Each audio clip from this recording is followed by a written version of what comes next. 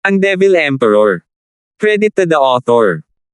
E675 hanggang 83. Ang mga pangalan po na nandito ay galing sa mga name generator. Kung meron man pagkakatulad sa mga pangalan ng tao o lugar at pangyayari, ito ay tunay na hindi sinasadya. Si Kuya Kindstone ay tunay na isang matalinong tao para maintindihan ang aking banayad na espada. Hahaha, sumulyap si Welten sa lilang kidlat at nagpakawalan ng isang pilit na tawa. Ngumisi si Ethan, napakabait mo. Si Kuya Wen ang nagpaliwanag nito sa akin. Katangahan talaga ang magpakita ng baraha bago pa man magsimula ang laban. Pero ngayon, nasaksihan ko ang mga kilos ni Kuya Wen at narinig ko ang mga sinabi mo. Ngayon ay may bago na akong pananaw dito. Hindi ito ginawa ni Kuya Wen dahil sa katangahan, kundi bilang isang mapagbigay na Ginoo, hahaha. Lahat ng nanood sa laban ay humagalpak ng tawa. Mukhang nahihiyang si Welten. Siguro kahit natanga ka o maginoo, sigurado akong sa pananaw ni Kuya Kindstone, mapapansin mo ito pagkatapos ng ilang galaw nang hindi ko man lang sinasabi. Sa halip, ibunyag mo ito bago ang laban para makita akong bukas ang isipan. Gayunpaman, ang pag-alam sa aking espada at ang pagkatalo dito ay dalawang magkaibang bagay. Ngumiti si Welten at itinaas ang kanyang espada. Hinampis niya ito at nagpadala ng ilang enerhiya ng espada diretso kay Ethan, kapatid na Kindstone, kunin mo itong magiliw na espada, na patuloy na umaagos at nagbabago. Whoosh! Nanlumo si Ethan, at inihanda niya ang sarili. Kumalabog ang lilang kidlat sa kanyang kanang kamay, ngunit nang marating siya ng enerhiya ng espada, naging mahina ang mga ito, lumulutang sa hangin, at pinalibutan siya, nakulong siya sa gitna. Iwinagayway muli ni Welten ang kanyang espada at nagpadala ng mas matalas na enerhiya ng espada kay Ethan, na naging libu-libong hibla sa isang kisap mata. Gayunpaman, tulad ng dati, ang enerhiya ng espada ay naging mahina bago umabot kay Ethan, na inaanod ng hangin. Nakakulong na siya ngayon sa isang kumukulong na enerhiya ng espada, at wala nang malalabasan. Napangiwi si Findyang at napayuko. Napakamayabang talaga ng punk na ito. Ni minsan ay hindi siya nakapanood ng entablado ng gitnang tatlong sekta at wala siyang ideya kung ano ang magagawa ni Welten sa pag-ataking ito. Siya ay nasabit sa libu-libong hibla, hindi makawala sa enerhiya ng espada. Maging ito man ay Heaven Trailing Sect o Demon Soul Sect, wala sa kanila ang nakakatakas dito nang gamitin ito sa kanilang mga laban. Bagamat mas matapang si Ethan, hindi pa rin alam kung kaya niya itong gawin. Sina Findyang at Findyin ay mukhang tensyonado. Ang nasa gitna ng patibong na ito ay mukhang mas relax kumpara sa kanya. Ngumisi lang si Ethan at ginamit ang kanyang kanang kuko ng dragon para mag-swipe. Kasabay ng pagkalabog, sinira ng lilang kidlat ang anumang enerhiya ng espada na nahawakan nito. Ang lilang kidlat ay may kapangyarihang sirain ang mundo. Bagamat kulang ang kapangyarihan nito, ang katangian nito ay isa sa pagkawasak. Ang banayad na enerhiya ng espada ni Welten ay kakaharap lamang ng kanyang kaaway. Bahagyang ngumiti si Lazaro, ngunit pagkatapos ay naging seryoso siya. Gayunpaman, sigurado akong alam din ito ni Welten.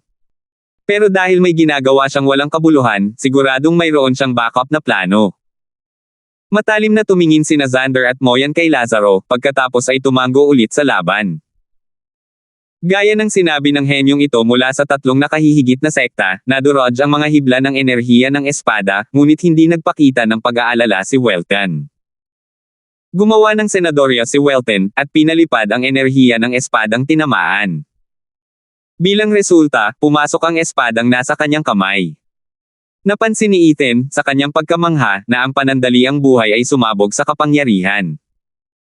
Nanginig ang puso ni Ethan, at naunawaan niya ang tunay na kahulugan ng gentle sword. Parang ang pag-anod sa tabi mo na parang hangin hanggang sa ikaw ay maipit hanggang sa mamatay. Ang mga banayad na hibla ng enerhiya ng espada na ito ay gumagana na parang bakod. Kung sisimulan itong basagin, ang mga piraso ng enerhiya ng espada ay babalik sa espada at magiging matigas mula sa pagiging malambot, na lubos na magpapalakas sa kapangyarihan nito. Ang pinagmumulan ng kapangyarihang ito ay, sa isang banda, ang malambot na enerhiya ng espada na natipon sa espada, at sa kabilang banda, ang kapangyarihan ng kalaban na pinapagana sa loob ng talam. Sa ganitong paraan, habang hinahayaan niya itong magtagal, mas lalala ang mangyayari sa kanya. Kaya nga niya sinabi na magkaiba ang pag-alam at pagkatalo dito. Gayunpaman, kapag natanggal na ang kanyang mga hibla, hawak niya ang kalamangan. Maliban na lang kung gagamit ng puwersa, walang mabilis na paraan para tapusin ito. Hahaha, nakakatawa naman. Dahil ganito nga, susuntukan ko na agad. Kumislap ang mga mata ni Ethan at hinanap si Welton. Ngunit ng sandaling iyon, sa ilalim ng panghihikayat ni Welton, ang malambot na hibla ng enerhiya ng espada ay sumara sa puwang, at muling nakulong si Ethan. Gayunpaman, dahil nakita na ni Ethan ang kanyang mga panlilinlang, wala nang paraan para matigil siyang muli. Kaya't iginalaw niya ang kanyang kuko na may guhit ng kidlat. Umungol. Kasabay ng isang maladrakong dagandong, dinurog ng lilang kuko na pinapagana ng kidlat ang malambot na enerhiya ng espada, na nagbukas ng daan para makalabas si Ethan sa susunod na segundo. Ang mga nagkalat na piraso ng enerhiya ng espada ay nagtipon sa espada, ngunit ang natitirang malambot na hibla ng enerhiya ng espada ay walang oras para harangan muli si Ethan. Nanginig ang noo ni Welton, at nagbago ang kanyang mga kilos. Ang malambot na enerhiya ng espada ay naging matigas, sinaksak si Ethan mula sa lahat ng direksyon. Ngumisi si Ethan at ikiniling ang kanyang kanan, binasag ang mga hibla gamit ang lilang kidlat. Tumaas ang kilay ni Welton at hindi nag-atubili. Binago niya ang kanyang senadorias ng kamay, at lahat ng enerhiya ng espada ay natipon sa espada. Ang talim ng espada ay kumikinang sa hindi masabi na kapangyarihan sa sandaling iyon. Sa wakas ay dumating na si Ethan bago pa man sumugod si Welton. Estilo ng mga Wraith, ikalawang galaw, multo ng kuko ng dragon. Malambot hanggang matigas, espada na dumudurog sa langit. Hindi nag-atubiling sinaksak din ni Welton si Ethan. Sa isang iglap, ang panandaliang buhay ay tila naging malambot sa buong buhay nito at naging matigas sa sandaling ito. Sa saksak na iyon, parang bumagsak ang kapangyarihan ng mundo sa mga balikat ni Ethan. Ang kuko ni Ethan ay parang isang nagngangalit na dragon, marahas at mapang-ipang. Para bang wawasakin ng kuko na ito ang mundo. Kumalabog. Nagtagpo ang kuko at espada sa isang matinding sagupaan, isang sagupaan na tumagal lamang ng isang iglap bago sila naghiwalay. Nakatayo sa kanyang pwesto ang katawan ni Ethan, naharangan ang kanyang atake, habang si Welton ay tumilapon ng 10 metro mula sa biglaang lakas ng pagbangga. Nang siya ay tumuwid ng kanyang pagkakatayo, tumingin siya kay Ethan ng may gulat, pagtataka, at hindi makapaniwala. Anong nangyari? Bakit kaya siya nasugatan ng isang casual na suntok gamit ang espada kanina, pero wala namang nagawa ang aking buong pag-atake? Nagawa pa niya akong ibalik sa dati. Ano ba ang nangyayari? Talaga bang pabaya siya dati? Kaya ko ba siya sinaktan? Ngayong seryoso na siya, wala nang paraan para masaktan siya. Nakakatakot talaga ang lakas ng lalaking ito. Lumunok ng malalim si Welton at walang ipinakitang tuwa kundi kaseryosohan. Walang ideya ang mga nanood sa laban kung ano talaga ang kaya ni Ethan. Lalo na ang katawa-tawang katawan niya. Paano siya naging tao pa rin kung kahit isang espiritual na sandata para sa ikasyam na baitang ay hindi kayang kalmutin siya? Bagamat nagulat siya, mas lalo pang nagulat si Ethan. Ginamit ng kanyang kanang kamay ang kapangyarihan ng mundo, ang kapangyarihan ng di matatawarang sagradong halimaw, si Kilin. Natural lamang na manalo sa anumang engkwentro kapag ito ang sangkot.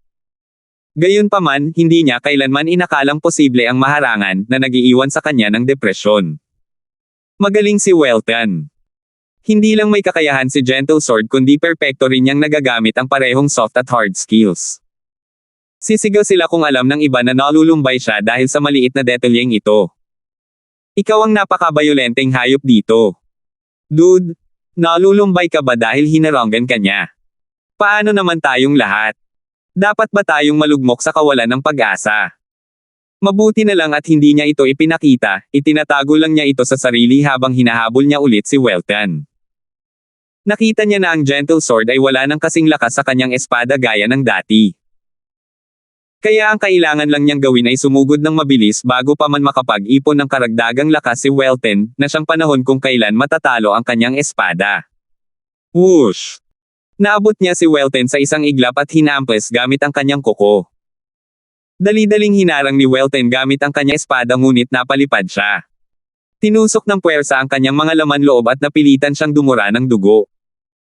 Hahaha, alam ko na. Hindi mo ako matatalo ng direkta kung wala ang naipon na kapangyarihan ng banayad na espada. Hindi na nagpatuloy si Ethan at ngumiti, Kuya Wen, mayroon ka bang anumang mga trick? Gamitin mo na ngayon o sumuko ka. Dahil isa kang maginoo at magalang, sisigot ako ng maayos. Matagal at matamang tiningnan ni Welton si Ethan, alam kong hindi kita kayang tapatan ng mag-isa. Sinusubukan lang kita simula pa lang. Sinabi ko na sa iba na dapat akong umatras kapag walang saysay. Pero hindi ako maaaring umatras. Gayunpaman, hahaha, kapatid na Kindstone, nagsisimula pa lang ang laban ng grupo. Kumislap ang mga mata ni Welton, at tumayo siya pagkatapos panaasan ang dugo sa kanyang bibig. Ang siyam na iba pang disipulo ng Sword God Sect ay kumikilos na ngayon. 676. Sa wakas, hindi pa isinasasama ng Sword God Sect ang lahat ng kanilang mga disipulo sa mga laban ng pangkat. Ngayon, maglalaban na sila ng todo laban sa isang tao, hahaha. Napatawa si Xander, ang kanyang mga mata ay puno ng pananabik. Hindi ako makapaghintay na makita kung ano ang kaharian ng Sword God Sect. Tumango rin si Moyan, simula pa noong nasa gitnang tatlong sekta, may itinatago na ang Sword God Sect. Siguro mayroon silang sandata para hamanin ang nakahihigit na tatlong sekta. Gayunpaman, napipilitin silang gamitin ito sa isang underdog. Ganoon din ang naisip ni Xander. Kumatok. Kasabay ng mabibigat na hakbang, ang siyam na disipulo ng Sword God Sect ay lumapit sa likuran ni Welton na parang inaalalayan siya, habang nakatitig sila kay Ethan, puno ng uhaw sa labanan. Nakita nilang lahat kung ano ang kayang gawin ni Ethan, at maging ang kanilang pinuno ng koponan ay hindi siya kayang harapin matapos ang lahat ng kanilang pagsisikap. Ngunit hindi sila nabalisa kahit kaunti kundi naging matatag ang kanilang determinasyon. Sumangayon si Ethan sa kanilang mga saloobin. Sa hindi malamang dahilan, naramdaman ni Ethan na ang titulo ni Welton bilang Gentle Sword ay kalahati lamang na maiuugnay sa siyam na disipulo.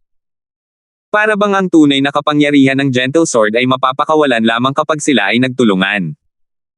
Ethan, alam kong isa kang body cultivator na may kakaibang pangangatawan, at hindi basta-basta makakayanan ito. Gayunpaman, ngayon ay aatakihin namin ang iyong kahinaan. Mag-ingat ka.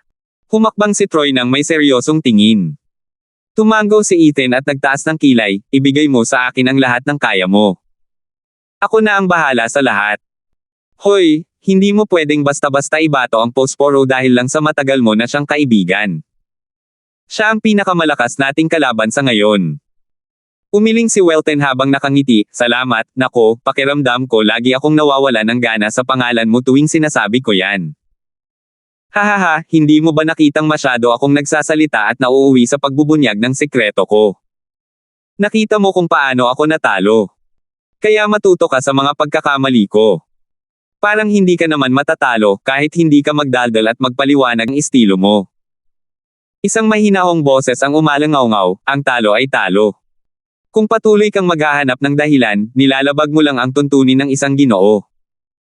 Lumingon silang lahat at nakita si Ethan na kumakamot sa baba niya, alam na alam ang makapal na sarkasmo sa mga salita nito. Sumimangot si Welton at nagsalita, Kuya Kindstone, naiintindihan ko na panalo ka. Pero pwede bang huwag mong sipain ang isang tao kapag natamba siya? Ganito talaga kung hindi mo aaminin. Ngumisi si Ethan. Bamantong hininga si Welton, saka iniwas ang tingin sa inis. Ngumiti si Troy, mga kapatid, narito tayo para makipaglaban, hindi mag-away. Ano pa nga ba ang magiging saysay ng panalong iyon? Ang susunod na laban ang siyang magtatakda kung sino ang tunay na mananalo. Magaling.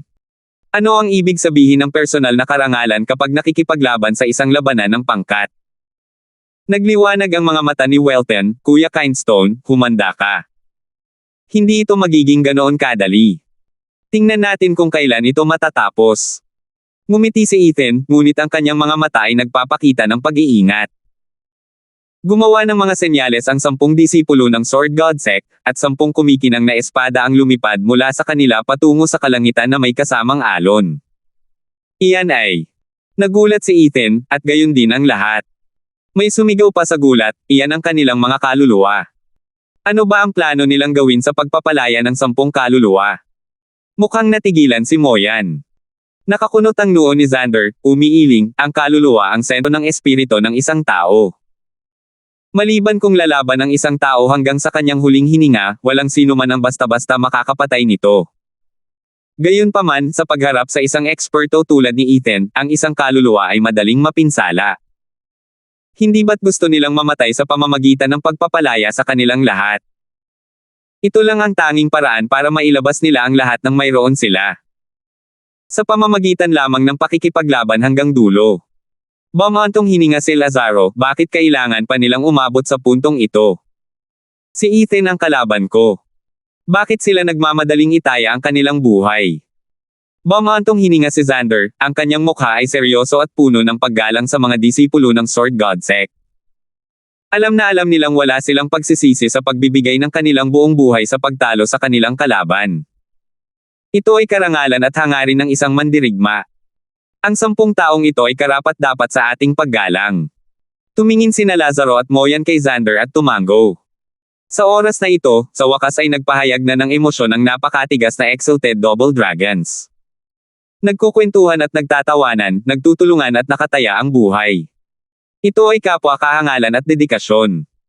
Ethan, kung hindi mo maharangan ang aming atake, kailangan mong umiwas. Hindi na kami muling saisalakay, ngunit nangangahulugan iyon ang iyong pagkatalo. Huwag kang maging matigas ang ulo at isugal ang iyong buhay para sa wala.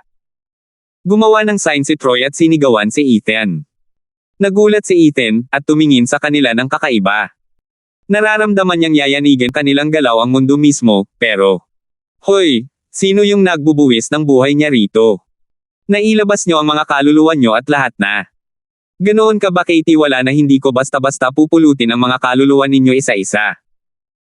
Nakita ni Welten na nagdududa ito, kaya pumagit na siya, Kuya Kindstone, hindi nagbibiro si nakababatang kapatid na si Graham. Malalaman mo rin maya-maya. Tatamaan ka namin kung saan ka pinakamasakit. Gumawa si Welten ng sarili niyang senadorias at sumigaw, Harmony of Soul Sword, magtipon kayo.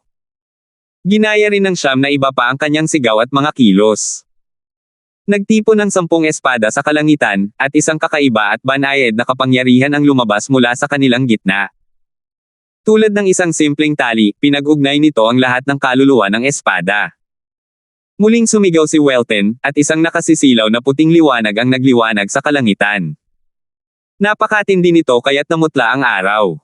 Nang lumipas ang liwanag, ang mga tao ay sumigaw sa gulat. 9 na espada ang nawala mula sa langit, isa na lang ang natira. Ngunit ang kaluluwang ito na may espada ay naglabas ng isang hindi kapani-paniwalang kapangyarihan sa bawat galaw. Ang pinakamaliit na galaw ay nakakapagpayanig sa espasyo ng sapat para mapunit ito. Iyan ba ay isang soul harmony? Sigaw ng Marangel na si Morris, ang kaluluwa ng bawat isa ay magkakaiba at magkahiwalay. Ngunit may mga sining sa mundong ito, mga soul harmony, na maaaring magbuklod sa kanila. Bihira lamang makakita ng 3 kaluluwa na magkakasama, ngunit nagawa ito ng Sword God Sect na may 10. Parang isang himala ito. Tumango rin ang Marangel na si Randolph, na may parehong pagkamangha, ang Sword God Sect ay mayroong espada sa kaibuturan nito, kasama ang lahat ng may kaugnayan dito. Lahat ng kanilang mga disipulo ay bumubuo rin ng isang kaluluwang espada. Para sa kanila, mas madaling magsanay ng soul harmony. Ngunit ito ay masyadong nakakapanghina para mangyari ito ng 10 sa isang sandali. Naniniwala ako na ang kaibuturan nito ay ang Gentle Sword, ang Welten na iyon. Malambot at matigas. Sapat ang tigas para basagin ang kalangitan at sapat ang lambot para patawarin ang sinuman. Siya ang tali na nagbubuklod sa kanila. Ganito nabuo ang isang kahangahangang sining tulad ng soul harmony, napakurap ang kataas-taasang Morris at tumango. Muling lumitaw ang listahan ng mga pangalan sa kanyang kamay. Natigilan sina Xander at Moyan.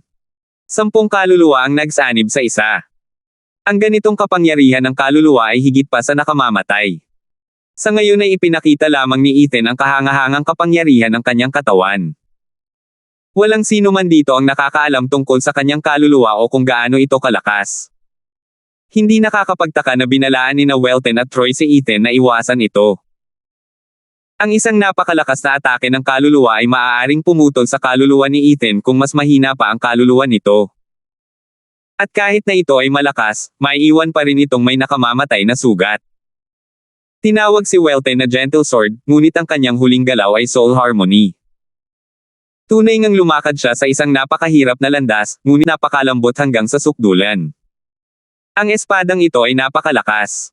Nasa problema siya, buntong hininga ni Xander. Mukhang seryoso rin si Lazaro. Si Moyen lang ang mukhang sabik, may ilang inaasahan. Nasulyapan lang niya ang kaluluwa ni Ethan noong nakaraan, at hindi naman ito mahina. Kung tungkol naman sa kung gaano ito kalakas, hindi niya nalampasan ang hamon. Pero ngayon, lalabas na rin ang kaluluwa ng kakatwang ito.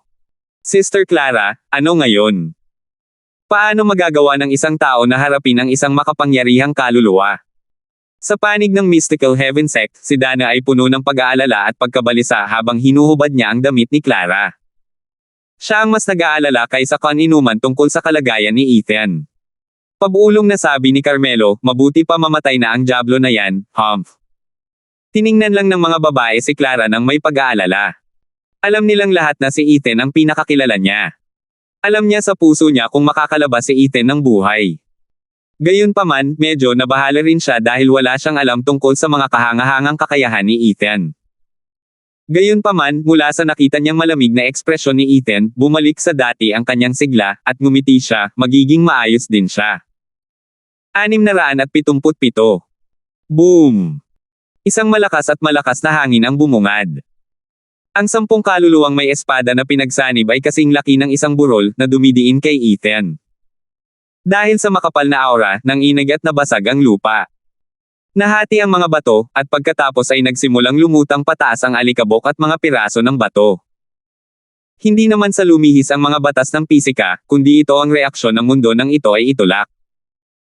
Para bang mas mabigat ang grabidad ng espada kaysa sa grabidad ng lupa.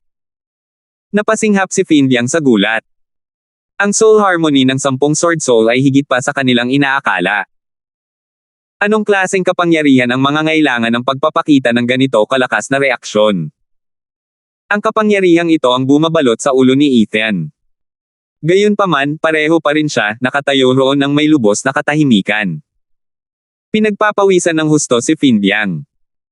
At hindi ang mga kagalang-galang na miyembro ng Demon Scheming Sect ang dahilan, kundi ang lahat ay kinakabahan sa sinapit ni Ethan.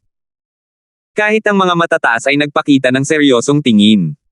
Ang galaw na ito ay isang tunay na pinagsamang pag-atake ng pangkat. Walang sino man dito, kahit sa 3 nakatataas na sekta, ang kayang harapin ang ganitong pag-atake ng harapan. Gayunpaman, kung isa sa mga taong iyon ang magwawagi sa palitan, siya ay magiging kandidato para sa pinakamahusay sa mga lupain sa kanluran agad-agad. Maaari pa nga niyang hamanin ang posisyon ni Septima sa hinaharap. Pinagmasdan ng 2 matataas na tao ang figure ni Ethan nang may matinding pagkaseryoso at nakakunot ang noo. Kapatid na Kindstone, hindi ka ba talaga aalis? Nang makita si Kindstone na walang pag-aalinlangan at walang takot na nakaharap sa kapangyarihan ng bagong espadang kaluluwang ito, naramdaman ni Welten na kailangan niya itong bigyan ng babala muli. Gayunpaman, ngumiti lamang si Ethan at umiling, kung kikilos ako, hindi ba ibig sabihin noon ay aaminin ko ng pagkatalo? Dahil ikaw, kapatid na Wen, ay nagpatuloy sa kabila ng halatang resulta, hindi ba ako magiging duwag kung kikilos ako ng hindi? Isang tunay na lalaki, naiintindihan ko. Ang laban na ito, anuman ang maging resulta, ay aalalahanan ko. At aalalahanan kita. Kasabay ng isang sigaw, nagbago ang senadorias ng kamay ni Welten, at ang malaking matalas na kaluluwa ng espada ay tumungo kay Ethan. Biglang tumaas ng husto ang presyon. Kung dati, ang pag-agos nito pababa ay nagbigay lamang ng mabigat na presensya, sa pagkakataong ito, para itong martilyo na humahampas sa iyo hanggang sa ikaw ay maging lumpia. Kahit ang walang takot na si Ethan ay hindi kayang manatiling kalmado sa ilalim nito, pinipigil ang kanyang hininga. Napakalakas. May sarili ng kalkulasyon si Ethan kung gaano kalakas ang ataking ito, pero hindi ibig sabihin noon ay kailangan na niyang maging pabaya, at gagawa na rin ng mga senyales ngayon.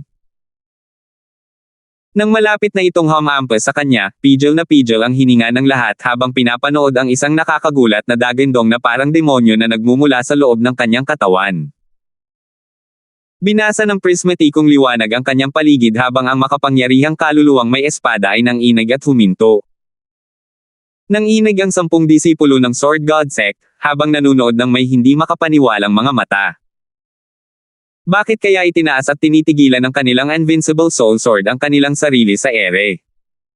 Parang may pumipigil dito.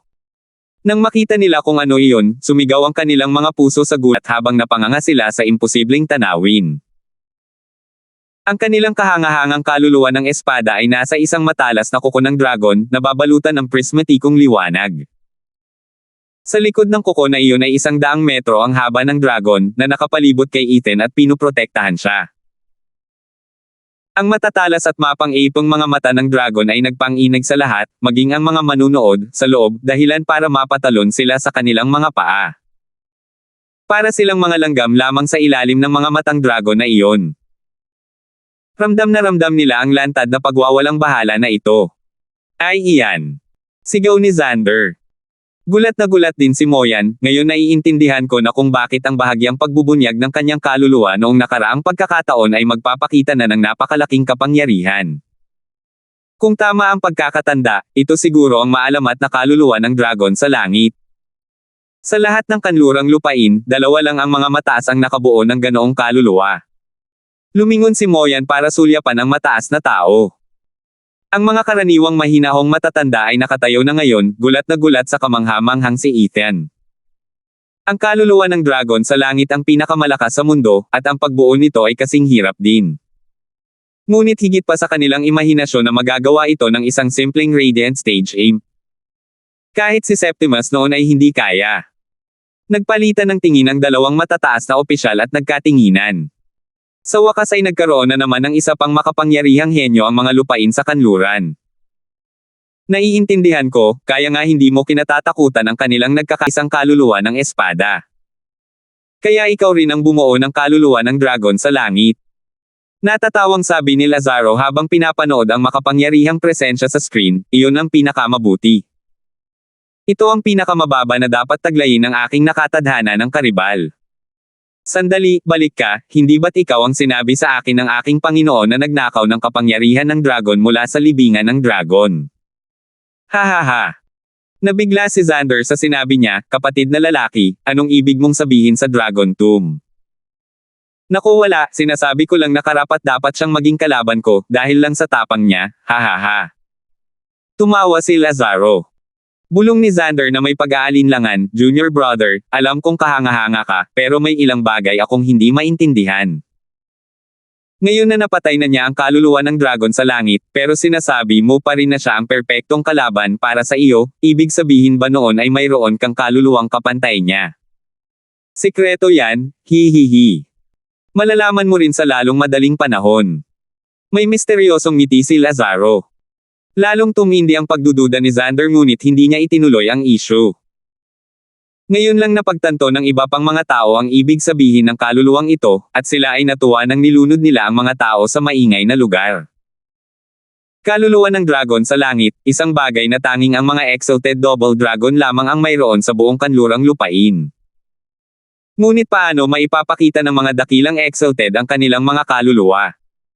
Hindi ko inakalang posible na ngayon ay bibigyan ako ng ganitong regalo. Isa karaniwang disipulo ang talagang bumubuo sa pinakamalakas na kaluluwa. Nakakapigil hininga. Naaayon din ito sa pangalan nito, hinaharangan ang kapangyarihan ng 10 kaluluwa. Ang mga babae ng Mystical Heaven Sect ay labis na nabighani, nagdaldalan sa tuwa. Ang mga Diablo ay labis na naantig na halos maiyak na sila. Dahil mayroon tayong isang ultimate genius na may kaluluwa ng isang Heaven Dragon sa ating sekta, ibig sabihin ba nito ay maaari nating hangarin ang posisyon ng Double Dragon Manor? Naku, napakabilis naman ng swerteng ito.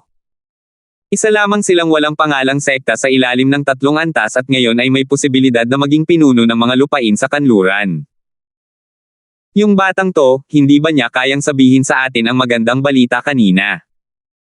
Natatakot ako na baka sumabog na ang puso ko sa dibdib ko. Pinunasan ni Findyang ang ilong niya habang umiiyak sa tuwa. Ang saya ng ibang tao ay kalungkutan ng iba.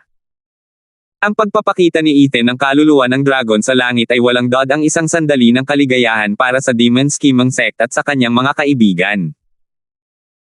Gayunpaman, para sa 3 nakahihigit na sekta na malapit ng harapin ang kanyang hamon, ito ay isang bangungot. Namutla ang lahat agad, habang ang 10 disipulo ng Sword God Sect na nakaharap sa halimaw na ito ay halos maiyak. Sumulyap si Welten kay Ethan at sa malaking dragon sa itaas, saka nagmura, "Seryoso ka ba, Ethan? Ito ba ang tinatawag mong kaduwagan? Ano ang patuloy na pagpupumilit kahit halata na ang resulta? Dahil kaluluwa ng dragon sa langit, wala kang hindi magagawa. Ano ba ang problema sa pag-arte at pag-arte mo bilang biktima? Pinaniwala mo pa ako. Sinabi ko nga nahaharap ako sa iyo, pero hindi ikaw ang tinutukoy ko. Ano ba ang ikinagagalak mo dyan?" Inikat ni Ethan ang kanyang mga mata, ayaw aminin ang kanyang pagkakamali, at nanunuya, "Gusto mo bang ituloy? Kung hindi, sumuko ka na lang." Nakatitig kay Ethan, sumangot si Welten sa galit, "Susuko na ba tayo? Hindi pwede. Kapag nagsama-sama ang ating mga kaluluwa, magdudugo tayo." Sigaw ni Welten, at ang 10 tao ay gumawa ng isang bagong senadorias, ang kanilang mga mata ay nag-aalab sa diwa ng pakikipaglaban. Nakarinig ang lahat ng biglaang nakakarinig ng tili na nakakatusok sa tainga habang ang Sword Soul sa Heaven Dragon Soul Claw ay unti-unting kumakamot sa mga kuko nito, malapit nang makawala sa pagkakahawak nito. Malakas ang kaluluwa ng dragon sa langit, ngunit ang pagsasama-sama ng 10 kaluluwa ng espada ay hindi dapat hamakin. Ang malaking espada ay papalapit na ngayon kay Ethan, handang durugan siya. Tumalon ang puso ni Ethan at nagmadaling kumilos. Pinalakas ng kuko ng dragon ang puwersa nito ng isang katlo. Nanginig ang 10 disipulo habang tumutulo ang dugo mula sa kanilang mga bibig.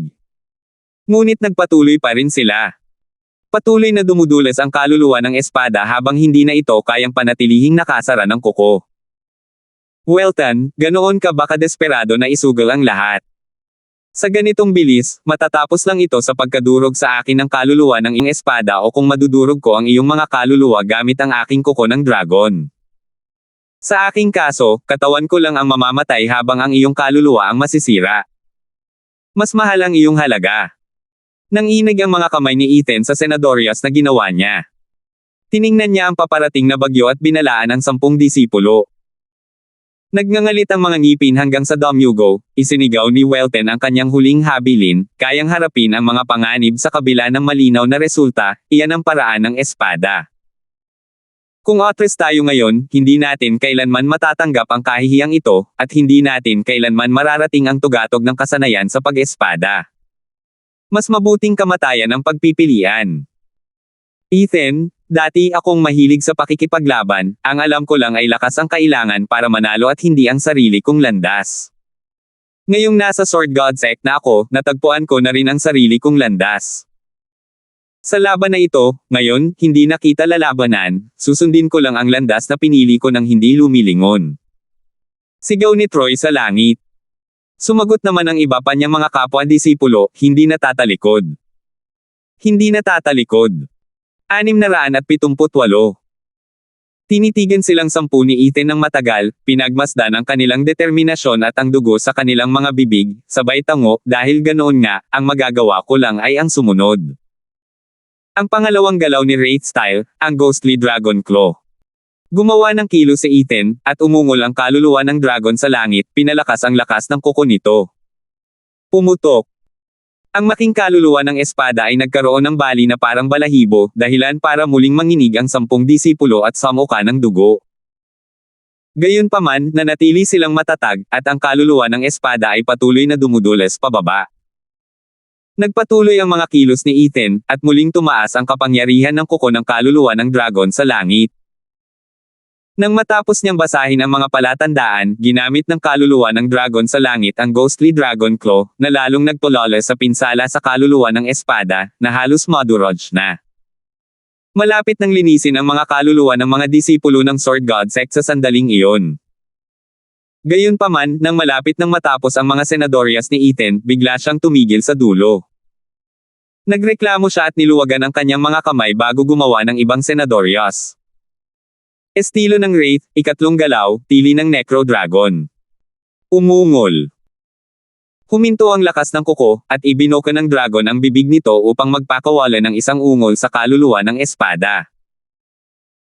Isang malakas na alon ng tunog ang nagdala ng kapangyarihan ng kaluluwa ng Heaven Dragon Soul at tumama sa Sword Soul, na nagpanginig dito. Kasabay ng isang kalabog, ang malaking kaluluwa ng espada ay nahati sa 10 kaluluwa habang lumilipad pabalik sa kani-kanilang mga katawan. Nanginig at samuka ng dugo si Welten at ang kanyang mga kapwa-disipulo bago bumagsak. Nayanig ang mga manunood sa kinalabasang ito, na puno ng masalimuot na emosyon. Ipinakita nito sa kanila ng malinaw na iniligtas ni Ethan, ang demonyong tagapagtanggol na ito, ang kanilang buhay sa huling sandali. Ang parehong walang awa at mapaghiganti na demonyong tagapagsaka ay hinayaan ang matuwid na mga tagapagsaka na mabuhay. Labis itong nakakalito. Bagamat maaaring magkaroon ng pagkakaibigan, alam ng lahat na ang malademonyo na landas ay walang awa.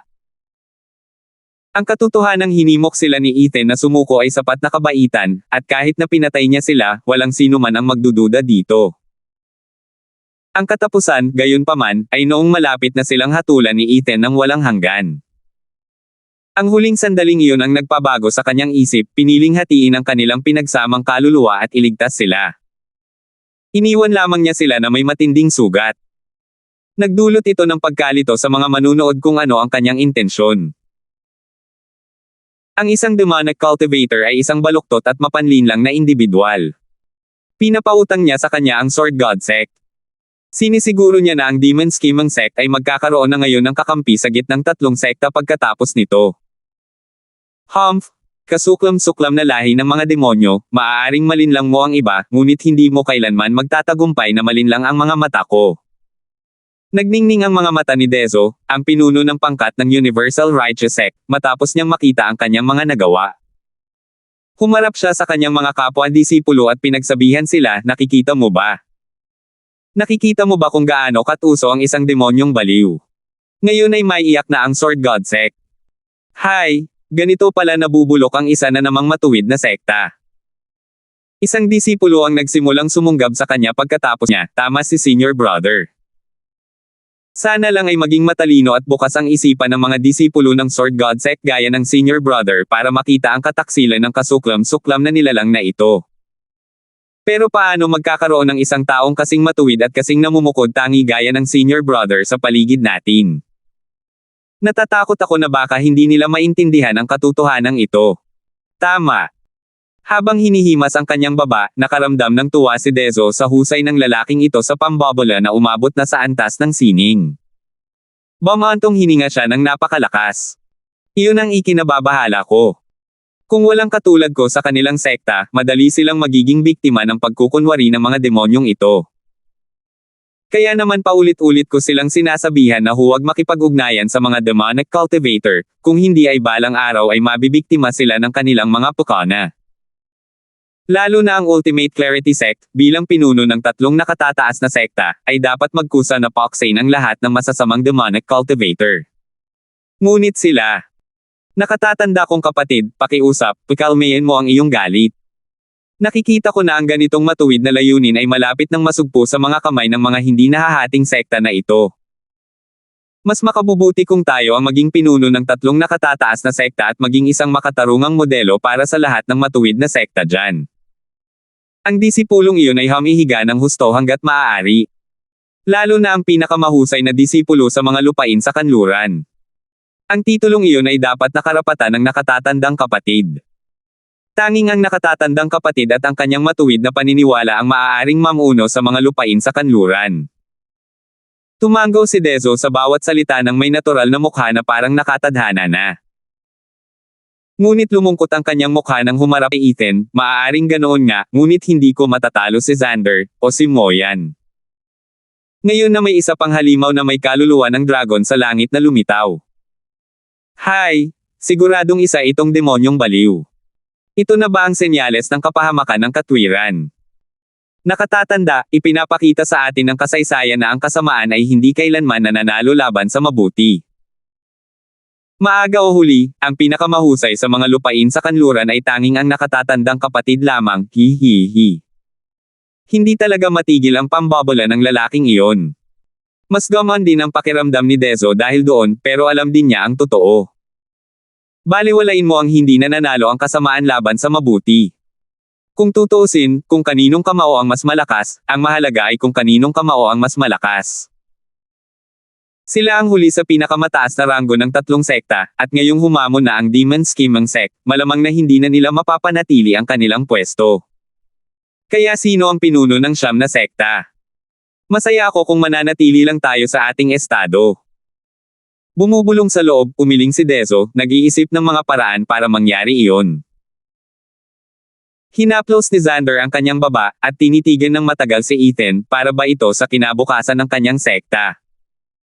Ang Demon Scheming Sect ay isang sekta lamang na nasa lower 3 sect. Ang pag-angat sa ranggo ng middle 3 sect at pagdurog sa koponan ng Sword God Sect ay makakamit lamang nila ang kanilang pagkamuhi. Mas lalo lang nitong palalalahin ang sitwasyon. Iba ang maging middle 3 sect at iba naman ang lumago bilang isa. Kailangan ng oras, kahit pa may resources ang Double Dragon Manor. Sa tingin ko, diretso lang ang desisyon. Kapag kasama ko siya, wala siyang pakialam kung galing ako sa isang superior 3 sect, kaya bakit niya pa iisipin ang isang middle 3 sect? Umiling si Moyan. Bukod pa rito, ang mga demonic cultivator ay kilalang pabago-bago at padalos-dalos. Kapag sinabi nilang aatake sila, iyon ang gagawin nila. Kaya bakit babaguhin ang tono sa kalagitnaan? Sa nakikita ko, ayaw niya lang silang patayin, wala nang iba pa. Tumaas ang kilay ni Xander, hindi mo ba naramdaman? Nasa lalamunan nila ang espada, pero ayaw niya pa ring ihampes. Kailan pa kaya madaling nabawi ng mga demonic cultivator ang kanilang pagkahilig sa dugo? Natahimik si Moyan. Bilang isang demonyong tagapagtatanim, mas alam niya ito. Ang kanyang pagkauhaw na pumatay ay kailangang lubos na mapunan kapag ito ay inilabas. Kung hindi, ito ay pipigil at kikilos laban sa kanya na makakasama sa kanyang kaluluwa. Ang posibilidad ay maaari pa itong lumikha ng butas sa paniniwala ng isang tao. Kung bakit ginawa ito ni Ethan nang walang kahirap-hirap, hindi niya ito moari. Ang kamangmangan ay nagpapamangha sa iyo. Sumagot si Lazaro ng pangungutya, mapademonyo man o matuwid na mga cultivator, lahat sila ay gustong itaas ang kanilang puso at mentalidad sa isang walang pigil na antas. Ano ang kakaiba sa pagpigil ni Ethan sa kanyang pagnanasa sa dugo? Pinatutunayan lamang nito na ang kanyang puso ay umabot na sa isang hindi kapani-paniwalang antas, mas mataas pa sa marami sa ating mga nakatanda, mas mataas pa sa akin. Ang kakaiba para sa akin ay kung bakit niya ito ginawa. Talaga bang dahil sa pagkakaibigan? Hindi iyon ang landas ng demonyo. Kumunat ang noo ni Lazaro, puno ng hindi mabilang na iniisip ang kanyang isipan. Sa itaas ng mga patungan, nagkatinginan ang dalawang matataas na tao at ngumiti ng malapad. Morris, nakikita mo ba yun? Katulad din natin ang batang ito noon. Natatawang sabi ng Maringal na si Randolph. Habang nakatingin sa nagtatakang tingin ng karamihan, tumago rin ang kataas-taasang Morris, oo, ito ang dahilan kung bakit hindi nakikita ng marami. Bagamat magkasalungat ang malademonyo at ang katwiran, iisa lang ang landas na patungo sa kanilang destinasyon. Sa mga naghahanap nito, isang uri ng pagkakamag-anak ang nabubuo, na natural lang. Tulad natin, mayroon din nito sina Ethan at ang koponan ng Sword God Sect. Tama, ang mga mortal ay naghahangad ng kaluwalhatian at kayamanan, isang bagay na kahit ang mga magsasaka ay hindi lubos na mapaghiwalay. Ilan lang ang mga humahabol sa dulo ng daan gamit ang kanilang buong pagkatao. Hindi nila maiintindihan habang pinipigilan sila ng pilyong patayin. Tayo lang ang nakakaalam. Sa nakikita kong masigasig na koponan ni Welten sa landas ng espada, parang nakikita ko ang aking sarili at ang aking determinasyon.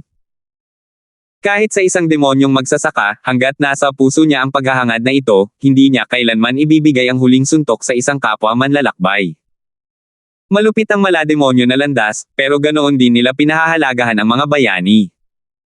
Gusto ko lahat ng 10 lalaking iyon. Hahaha, kinuha ni Ted Morris ang listahan at sumulat ng 10 pangalan pa. Isang puting haligi ang biglang lumitaw, na nagpapahiwatig ng mga salita ng hukom, na pagpasyahan na ang mananalo. Maaari na kayong lahat na bumalik.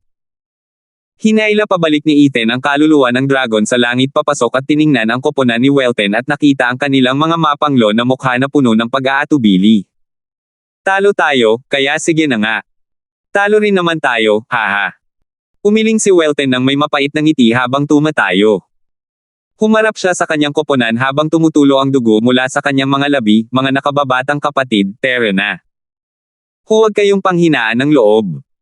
Maaaring natalo tayo sa hamong ito, ngunit hindi ang ating kasanayan sa pag-espada ang dahilan. Maaari tayong magpatuloy sa ating landas. Balang araw, matatalo natin ang halimaw na ito at mahuhugasan ang kahihiyang ito. Sigurado ka ba? Nakataas ang kilay ni Ethan at ngumiti. Nakatitig sa kanya si Welton at tinusok ang daliri niya habang sumisigaw, sa susunod, panalo tayo. Masaya akong makita kayong muli sa labanan. Naging seryoso si Ethan, sa susunod na maglaban tayo, sana ay 10 na lang kayong lahat. Naikuyom ni Welton ang kanyang mga kamao at nagsalita ng may kapangyarihan, huwag kang mag-alala, magagawa mo. Pinagkayam ng mga disipulo ang kanilang mga kamao, puno pa rin ng diwa ng pakikipaglaban na parang ito na ang kanilang tagumpay. Naglakad ang koponan ng Sword God Sect sa puting haligi, ngunit bago nila ito nagawa, tinulungan muna nilang akyatin ang mga disipulo ng Demon Scheming Sect at sabay-sabay na naglakad. Nakangiting tumingin si Ethan. Nang dumating ang pagkakataon ni Troy, tumingin siya kay Ethan, bagamat maaaring mukhang walang hiya at kamangmangan ito, hahamunin pa rin kita sa susunod. Hindi lang ito para talunin ka kundi para lumakas pa ang aking espada. At hindi lang kita hahamunin ng mag-isa, kundi kasama ang 9 na nakatatandang kapatid na natalo mo kasama ko. Umalis si Troy sa haligi, ngunit narinig niya ang pagtawa ni Ethan habang dumadaan ito. Troy, nakuha na ngayon ng aking atensyon ang Sword God Sect. Ang tanging koponan. Nanalo ka sa team battle. Singles lang ang panalo ko. Nang marinig ito, napangiti si Tian Xiang habang naglalakad sa puting kortina. 679. Nakabalik na ang mga koponan ng Demon Scheming Sect at Sword God Sect mula sa larangan ng digmaan. Ito ay isang bihirang pangyayari sa paningin ng publiko, isa na pumuno sa kanila ng paghanga. Ang matuwid at demonyong panig ay mayroong magkakaibigang labanan sa bawat kahulugan ng salita. Ipinakita nito na kahit ano pa ang pagkakaiba ng demonyo at matuwid, palaging mayroong isang bagay na nag-uugnay sa kanila. Sa pinakamababa, ang matinding debosyon at matatag na mentalidad ng mga disipulo ay nagpakita ng isang layunin sa isa't isa. Lahat sila ay nagnanais na maabot ang parehong punto sa landas ng paglilinang. Tiningnan ng hurado ang magkabilang koponan at ngumiti habang inanunsyo, sa yugtong ito ng hamon ng gitnang 3 sekta, ang Demon Scheming Sect laban sa Sword God Sect, ang 9 na miyembro ng koponan ng Demon Scheming Sect ay may 8 sugatan at isa lamang ang nakatayo. Natalo ang lahat ng disipulo ng 10 miyembro ng koponan ng Sword God Sect. Bilang conclusion, ang nagwagi sa hamong ito ay ang Demon Scheming Sect. Pumalakpak. Umalangaw-ngaw sa buong arena ang matalim at malakas na palakpakan habang ipinahayag ng mga manunood ang kanilang pagsang-ayon at paghanga sa Demon Scheming Sect. Ang laban na ito ay ipinaglaban ng may karangalan ng magkabilang panig. Ang panalo ng Demon Scheming Sect ay prangka at tiyak. Kung paano ipinaglaban ang kabayanihang labanang ito ay nagdulot sa mga taong ito ng pagkamangha. Ang katotohanan sila ay mga sekta ng iba't ibang landas ngunit naging magiliw sa isa't isa ay lalo lamang nagpatibay sa damdaming ito. Si Ethan, pangunahin na, ang naging tampulan ng karamihan ng palakpakan. Dahil nagawa ng Demon Scheming Sect na makuha ang panalong ito batay lamang sa isang tao, nagawa niya ang imposible sa pagbaligtad ng sitwasyon noong siya ay nasa pinakamapanganib na sandali. Natapos ang lahat sa pamamagitan ng pagpapakawala sa koponan ng Sword God Sect at hindi na pagpapahiya pa sa kanila, na nagpapakita ng kanyang respeto sa kanyang mga kalaban. Nagsimula ng maunawaan ng mga tao na ang walang kapantay na ekspertong ito ng Demon Scheming Sect ay hindi lamang isang mamamatay tao na determinado sa pagpatay. Nakikita mo ba? Lahat ay nanunood sa kanya. Kahit laban sa isang kalaban, nagpapakita siya ng respeto kapag kinikita. Iyan ang kanyang prinsipyo. Pagkatapos ng napakaraming taon, hindi siya nagbago, tulad ng nangyari sa 100 Pill Meeting, malapad na ngumiti si Clara, habang nakatingin kay Ethan ng may malumanay na tingin. Natigilan ang mga babae, at nakita rin nilang nakasisilaw si Ethan. Sumenyas ang hukom na tumigil ang masigabong palakpakan, at muling namayani ang katahimikan. Humagalpak siya ng tawa, hahaha, napakaikli lang ng laban na ito, kaya may sapat tayong oras para ipahayag ito. Simulan na natin ang entablado ng Superior 3 Sects. Inaanyayahan ko sa arena ang mga koponan ng tatlong malalaking sekta. Nagulat ang lahat. Pagkatapos ay muling nabuhay ang kanilang pananabik. Malapit nang maglaban ang pinakamalakas na tatlong sekta. Ito ay magiging ganap na naiiba mula sa mga yugto ng gitnang tatlong sekta at mas mababang tatlong sekta. Ito ay isang labanan sa pagitan ng pinakamalakas na disipulo ng mga lupain sa kanluran, na labis na ikinatuwa ng mga manunood.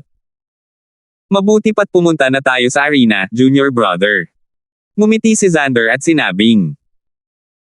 Mukhang nababagot na si Lazaro ngunit ngumiti pa rin. Kapag natapos na natin ang dalawang iba pang sekta, makakaharap ko na sa wakas ang aking nakatakdang kalaban. Hindi na ako makapaghintay, hahaha. Kumunot ang noo ni Moyan. Lazaro, hindi ko alam kung gaano kakalakas, pero huwag mong isipin kahit isang segundo na babagsak ang Hellion Flame sa isang simpleng pagtulak lang. Hindi kita papatayin. Alisin mo lang ang daan para mabigyan tayong dalawa ng pagkakataong maglaban. Pangiinis na sabi ni Lazaro, pero tumingin siya kay Ethan ng may ningning. Siya nga pala, malapit na tayong magharap pero hindi pa tayo nagkikita ng maayos. Sa tingin ko dadaan ako para bumati, hahaha. Wala na si Lazaro pagkaraan ng ilang segundo. Nabigla si Moyan sa bilis niya. Sa sobrang bilis nito ay hindi niya napansin wala na pala siya. Nagkibit balikat lang ang lalaki at tumingin kay Xander ng may pagtataka. Parang sinasabing, ngayon naiintindihan mo na kung gaano kadelikado ang nakababatang kapatid.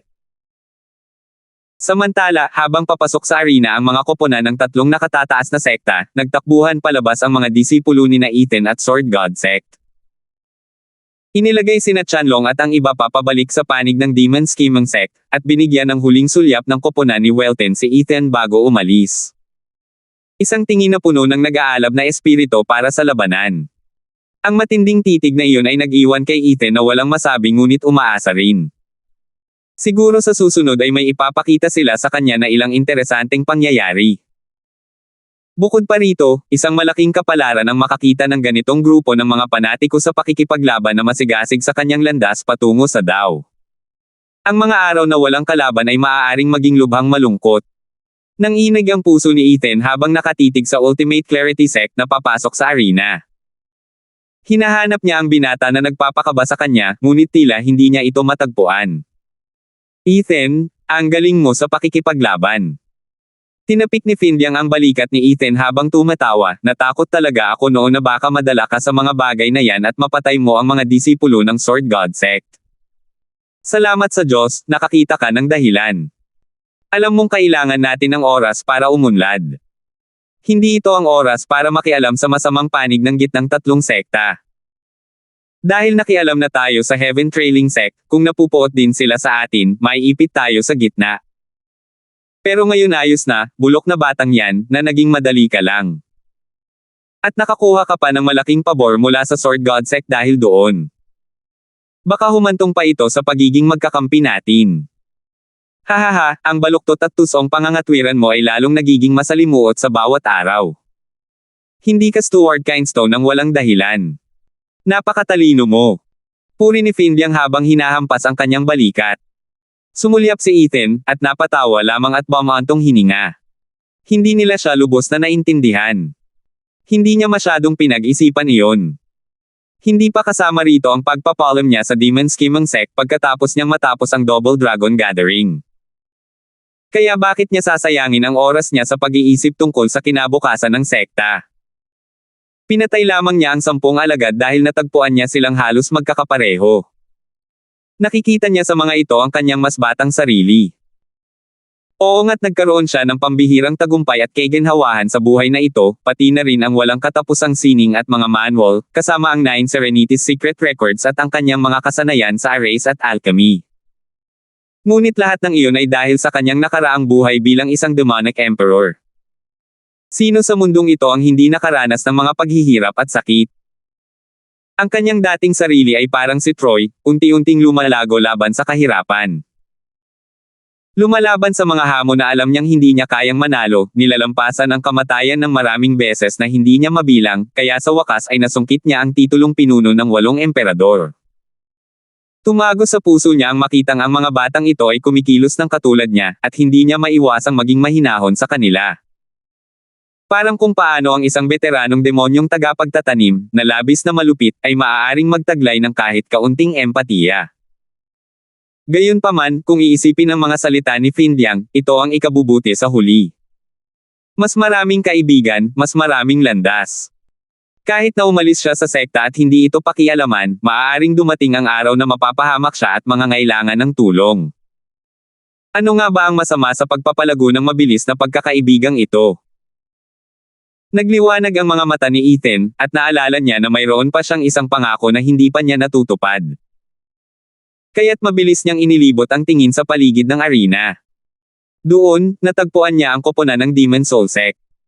Kagalang-galang, kukuha ako ngayon ng kakampi para sa sekta.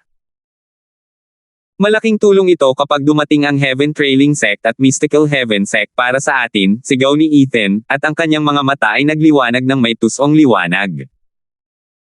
Tumaas ang kilay ni Findyang, sinundan ang tingin niya, pagkatapos ay nagliwanag din ang mukha, mabuti, bilasan mo na. Ang mga kilos mo ay laging puno ng responsibilidad, hahaha. Tumawa rin si Ethan, at pagkaraan ng ilang segundo ay nawala at lumitaw sa harap ng magkapatid na Han. Pangalawang batang Panginoon Han, ikatlong batang Panginoon Han, maaari ko bang itanong kung nasaan ang iyong kapatid? Ikinuyom ni Ethan ang kanyang mga kamay, ang kanyang mukha ay puno ng pag-aalala.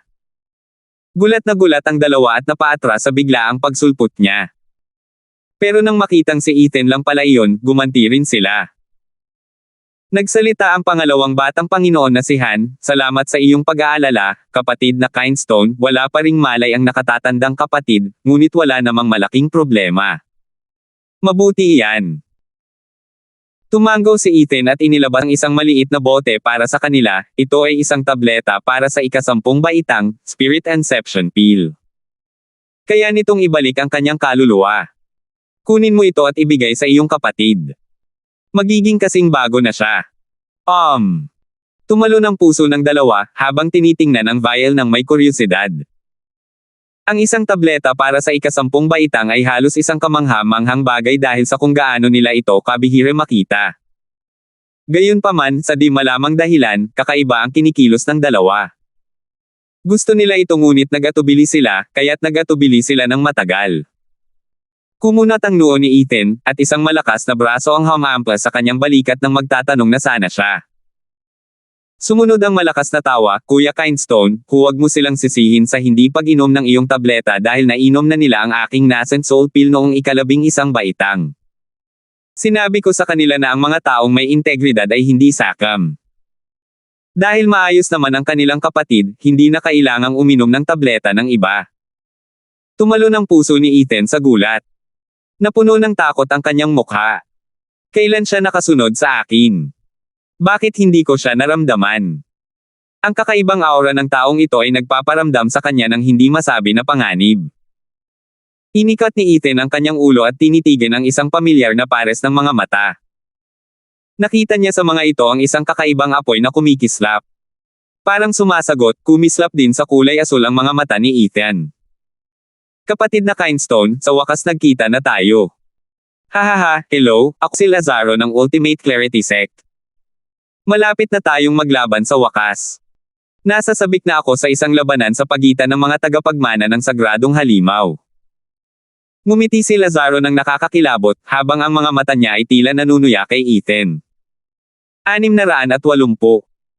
Nanlaki ang mga mata ni Ethan, at blankong nakatitig kay Lazaro. Ito ang unang pagkakataon na nasabi ang mga salitang sagradong halimaw sa mortal na sakuna. Bukod pa riyan, sinabi pa ng lalaking ito na tagapagmana. Ang ugong na naramdaman niya mula sa kapangyarihang nasa loob niya kasama ang mga nagmumula sa lalaking ito ang nagpatunay nito. Nakakuha siya ng mana ng isang sagradong halimaw. O isa siyang napakasagradong halimaw sa simula pa lang, tulad ng batang si Sanzi. Naging mabigat ang ekspresyon ni Ethan. Kung isa siyang tagapagmana ng sagradong halimaw, ibig sabihin niya na katulad ko siya ngunit tao pa rin. Pero kung isa siyang supling ng sagradong halimaw, ibig sabihin ba noon ay isa siyang strength freak tulad ng batang si Sanzi? Napalunok si Ethan, naisip ang nakakagulat na pagpapakita ng kapangyarihan ng batang si Sanzi. Anong problema? Hindi ba sinabi sa iyo ng Panginoon mo? Pareho lang tayo, at hindi mo ako dapat katakutin.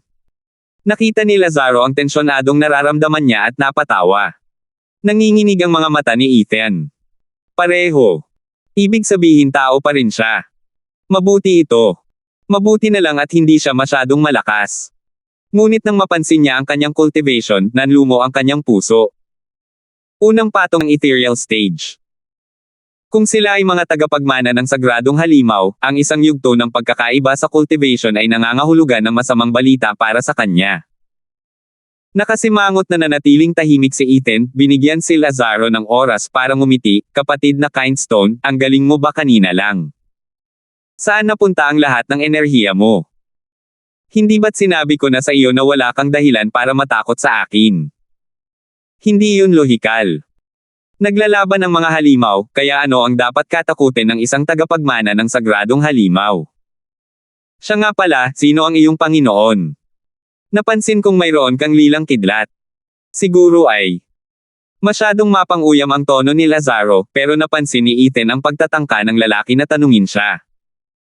Kaya gumanti siya, kung gayon, kapatid na Ye, sino ang iyong dakilang Panginoon? Ako ang unang nagtanong sa iyo. Sagutin mo ako, at saka kita sasagutin. Ngumisi si Lazaro. Umiling si Ethan, matagal na akong nakikipaglaban, pero hindi mo pa rin masabi kung sino siya. Nanginig ang noo ni Lazaro, habang nakatingin kay Ethan ng may malabong ngiti. Matagal nang nakikipaglaban si Ethan at gumamit ng maraming ultimate skills. Malinaw na hula ni Lazaro kung sino ang amo ni Ethan, pero nagkagulo rin ang mga skills ni Ethan. Habang mas nakikita ni Lazaro, lalo siyang nagulat, nalilito, at kumakabog ang puso niya. Aling sagradong halimaw nga ba ang mana ng lalaking ito? Minsan ay ginamit niya ang hilaw na kapangyarihan para manalo, at ang sumunod ay ang lilang kidlat. Bakit naman nanginginig ang espasyong iyon? Hindi yun galing sa 5 sagradong halimaw, sigurado yun, ni sa alinman sa kanilang mga turo. Natarante si Lazaro, kaya lumapit siya para siyasatin ito. Pero hindi niya naisip na ganoon pala kaingat si Ethan na huwag magbigay ng anumang puwang para sa interpretasyon. Kahit ang kanyang patuloy na panunukso at pang-aasar ay hindi siya nabigyan ng anumang pakinabang. Napabuntong hininga na lamang siya. Nandito ba lahat ng disipulo ng Ultimate Clarity Sect? Ang boses ng hurado ay nagmula sa arena. Ikinuyom ni Xander ang kanyang mga kamay, pagkatapos ay lumingon at nakita si Lazaro sa tabi ni Ethan. Junior brother, magsisimula na tayo. Bilisan mo at bumalik ka. Nagkibit-balikat si Lazaro at lumubog ang mukha sa pagkadismaya. Pagkatapos ay binigyan niya ng huling ngiti si Ethan habang kumikislap ang mga mata. Kuya Kindstone, hindi mahalaga kung susubukan mong itago ito ngayon. Kapag nagpalitan na tayo ng santukan, aalamin ko kung sino ang nagturo sa iyo. At saka, tulad ng alam mo ang alchemy at arrays, madali rin ang mga ito para sa akin, hahaha. Naglaho si Lazaro at muling lumitaw sa harap ni Xander na nakangiti. Ang bilis! Ang bilis! Lahat ng nakakita nito ay nakaramdam ng panginginig ng kanilang mga puso sa gulat. Maging ang mga matataas na tao ay tumingin ng may kuryosidad. Morris, natatakot ako na ang bilis ng bata ay lumampas na sa limitasyon ng ethereal stage. Wika ng mataas na Randolph. Tumango ang mataas na si Morris, habang nakatingin kay Ethan, ang Double Dragon Gathering na ito ay talagang maraming buto. Hindi ba't iyon naman ang layunin natin noon pa man? Hahaha, nagpalitan ng tingin ang dalawang maangas at tumango. Sinundan ni Ethan ang figure ni Lazaro ng may seryosong tingin. Gusto niyang makita kung ano ang kaya ng hindi kilalang tagapagmana ng sagradong halimaw na ito. Ito ba ang dahilan kung bakit siya nakaramdam ng kakaiba simula nang dumating siya sa Double Dragon Manor? Dahil ang kapangyarihan ng sagradong halimaw ay nakipag-ugnayan sa iba. Gayunpaman, lumapit ang magkapatid na Han upang gisingin siya mula sa kanyang panaginip na may yumuyuko. Patawarin mo kami, kapatid na Kindstone. Gaya ng narinig mo, binigyan na niya kami ng tableta para pagalingin ang aming kapatid. Ang tanging magagawa lang namin ay ang pagtanggi sa iyo, kaya ayos lang. Naiintindihan ko. Tinutokso niya lang ako sa pamamagitan ng pagpapatunay kung ano ang kaya ko, kaya rin niya, pero mas mabuti pa, tulad ng dalawang mababanges na halimaw na nagharap, una nilang ipinakita ang kanilang mga pangil bilang pagpapakita ng lakas. Wala akong pakialam. Sa totoo lang, kuyahan, ang tableta para sa ika-11 baitang ay mas mabilis na gagana sa pagpapagaling ng kapatid mo kaysa sa ika-10 ko. Magiging perpekto ang lahat. Ngumiti si Ethan at tumango. Nagliwanag ang mga mata ng dalawa, at nagpasalamat sila kay Ethan. Si Brother Kindstone ay isang tunay na lalaking may kabutihan. Lubos ka naming hinahangaan at nirerespeto. Akala namin ay hindi matutulungan ni Brother Kindstone ang aming kapatid, kaya uminom kami ng gamot ng iba. Patawarin mo kami. Kuyahan, ang mahalaga ay maayos siya. Hindi gaanong mahalaga ang hitsura. Mas magiging panatag ako hanggat bumalik sa normal si Yunfeng. At pag-uusapan ng respeto, ako ang dapat na gumalang sa pagtitiyaga at katapangan ni Kuya Yunfeng. Bumantong hininga si Ethan habang nagsasalita mula sa kanyang puso. Naantig ang damdamin ng magkapatid na Han. Si Ethan ay isang lalaking bukas ang isipan, napakaunawain. Tunay niyang inaalagaan ang kapatid, higit pa sa mga mapagpaimbabaw na iyon. Nagpalitan pa sila ng ilang salita ng paggalang, pagkatapos ay umalis na ang magkapatid. Nang makaalis na sila, ibinalik ni Ethan ang tingin kay Lazaro nang may ngiting ngumisi. Baliw ka pa rin, inosente ka pa rin kung iniisip mong kaya mo akong talunin gamit ang isang maliit na tableta.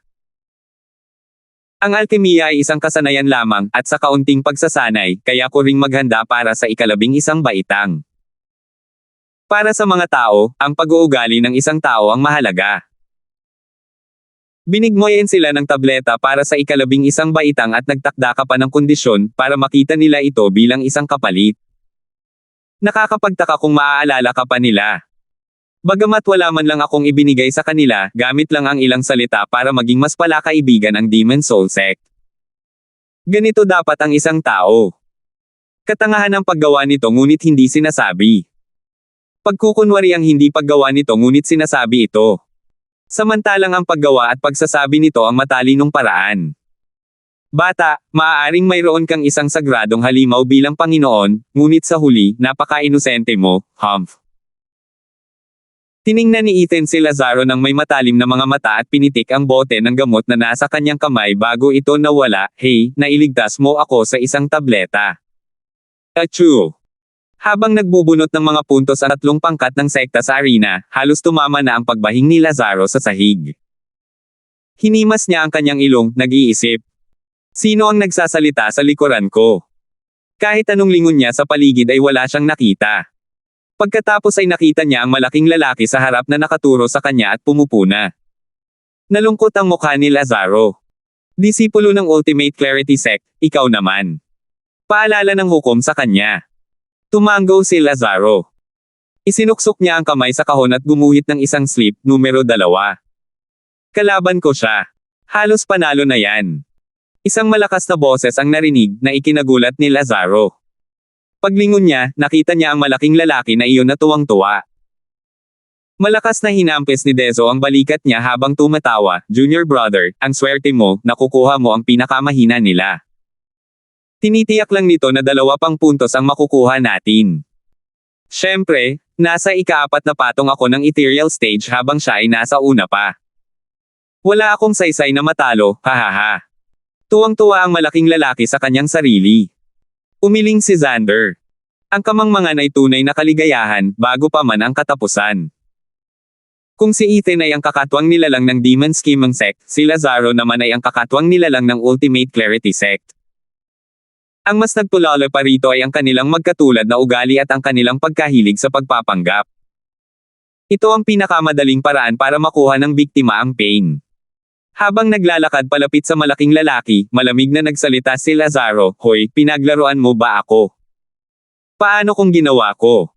Bakit nandito ang Engranding Ultimate Clarity Sect, ang pinakamahusay na sekta, kasama ang isang bagong disipulo ng ethereal stage? Paano naging karapat-dapat ang ganitong koponan sa titulo nilang pinakamalakas na sekta?" Ngumisi ang malaking lalaki. Nagdagdag si Dezo ng mantika sa apoy. "Hoy, nakita mo siya ngayon lang, ang bilis niya. May kakaiba man lang sa kanya. Nakatatanda kong kapatid, halos wala ng lugar para tumakbo sa maliit na entablado.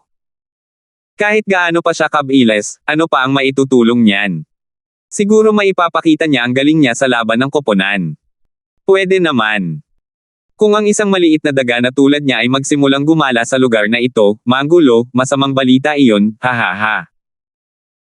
Habang nag-uusap ang dalawa ng may labis na kawalan ng respeto sa mga third wheel, naramdaman ni Lazaro ang pagkibot ng kanyang mukha, sa madaling salita, malamang ay sinuwerte ka kaya ako ang napili mong kalaban. Tama. Ayon sa gusto mo. Kumislap ang mga mata ni Lazaro sa uhaw sa dugo, at padebog na umalis sa galit. Napabuntong hininga si Xander. Nakatakdang mamatay ang bata. 681. Dahil lahat ay nakakuha na ng kani-kanilang mga numero, ang unang round ng singles ay sa pagitan ng Universal Righteous Sect at Ultimate Clarity Sect. Ang unang laban ng magpapasimula sa matinding sagupaang ito ay sa pagitan ng pinakamahusay na talento ng Ultimate Clarity Sect sa kanlurang lupain, si Xander sa ika-6 na patong ng Ethereal Stage, at ang pinakanatural na mapagmatuwid na disipulo ng Universal Righteous Sect, si Dezo sa ika-5 patong ng Ethereal Stage. Nagtitigan ng dalawa, pagkatapos ay pinagsalikop ang kanilang mga kamay. Nagsimula si Xander ng nakangiti, kapatid na Hayes, sumunod ka na. Salamat sa iyong kabaitan, kapatid na Wo. Sumagot si Dezo nang may parehong paggalang. Pagkatapos ay gumawa siya ng isang senadorias na sinundan ng isang hampas ng palad, mukhang martial art na may ranggo sa lupa, Universal Palm. Boom! Biglang umihip ang hangin at naging isang napakalakas na unos habang ang isang napakalaking dilaw na puno ng palma ay bumagsak na parang langit at lupang gumuguho. Tinungo nito si Xander na may kapangyarihang ibalik ang kanyang katawan sa lupang nararapat dito. Napanganga ang mga manunood sa gulat at tuwa sa palabas. Isang sekta na may 3 superior na grupo ang ganyan. Isang atake lang ay kayang baguhin ang sitwasyon. Si Dezo ay itinuring na isa sa pinakamahusay na talento sa 3 nakatataas na sekta, karapat-dapat sa kanyang pangalan. Maging ang Exalted Double Dragons ay natuwa sa kanyang ginawa, dahilan para matalo nila ang roster. Hahaha, sakto lang sa oras. May kakayahan si Brother Hayes, karapat-dapat sa lahat ng paghahandang ginawa ko para sa araw na ito. Tumawa si Xander, pakiramdam niya ay nakahanap na siya ng karapat-dapat na kalaban. Sa mga kapantay niya sa kanlurang lupain, malamang ay wala pang 3 tao ang makakalaban niya, at isa na rito si Dezo. Ngayon, sa labanang ito, natagpuan ng pinakamahusay na talentong ito ng mga lupain sa kanluran na sulit ang paglalakbay. Natawa si Xander dahil doon habang ginagawa niya ang kanyang mga senadorias, maliwanag at maaliwalas na kalangitan, umiikot na ether. Whoosh! Nakadilat ang palad ni Xander sa harap niya at umikot. Parang may umiikot na gung na naramdaman ko na parang naroon ito. Kahit walang anyo na makikita ni Newman, hindi mapagkakamalan ang kapangyarihan nito. Sige. Ipinitik ni Xander ang kanyang kamay, at ang gulong ay umikot sa ere, nakaharap sa malaking palad. Ang malakas na bagyong iyon ay hinigop papunta sa gulong at napadpad sa anyo ng isang banayad na simoy ng hangin. Sa wakas, ang gulong at ang palad ay nagtama sa isang kakilakilabot na pagsabog. Ang malaking palad ay nanginig, at pagkatapos ay nagkalat ito. Tanging ang gulong na iyon lamang ang patuloy na umiikot at lumalaki habang ito ay tuluyang kumukupas, na iniiwan ang matingkad na asul na kalangitan. Napakalakas na hakbang. Tugma ito sa mga pagbabago sa mundo. Si Xander nga ang pinakamahusay na talento sa mga lupain sa kanluran. Ang kanyang mga pananaw sa Dao ay mas malalim kaysa sa kanyang kalaban.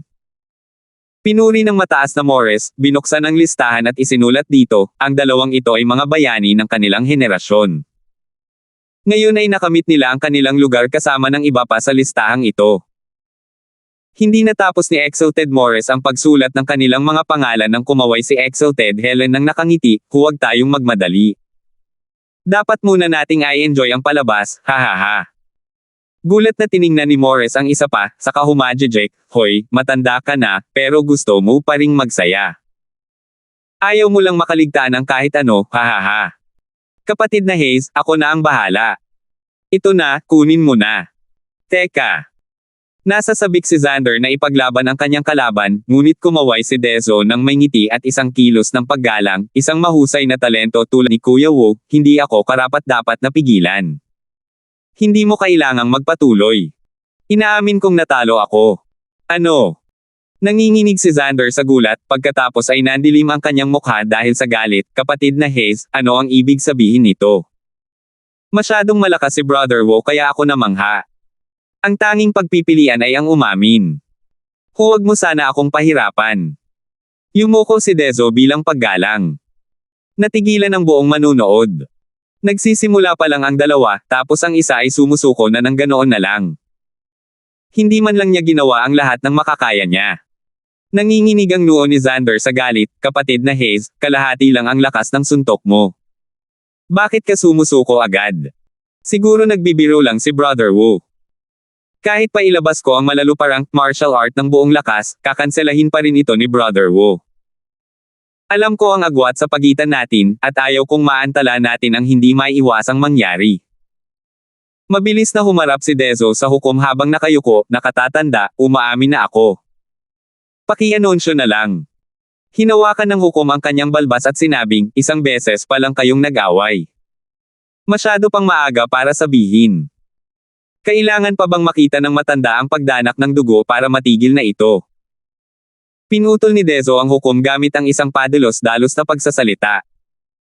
Bumantong hininga ang hurado at ikinumpas ang kanyang kamay.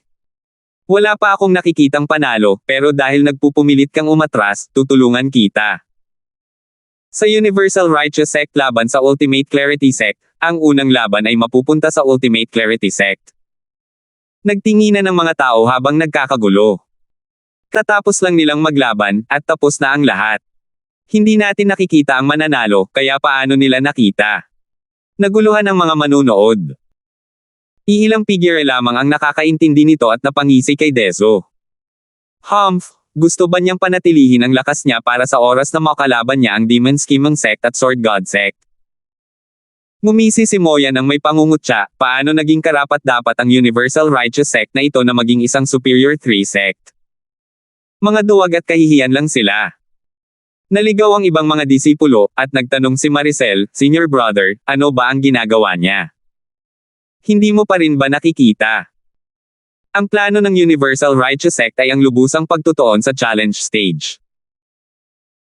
Kaya ngayon ay tinitipid nila ang kanilang enerhiya at binabawasan ang kanilang mga pagkatalo para makalaban ng todo ang mga challenger, ang Sword God Sect at ang Demon Scheming Sect.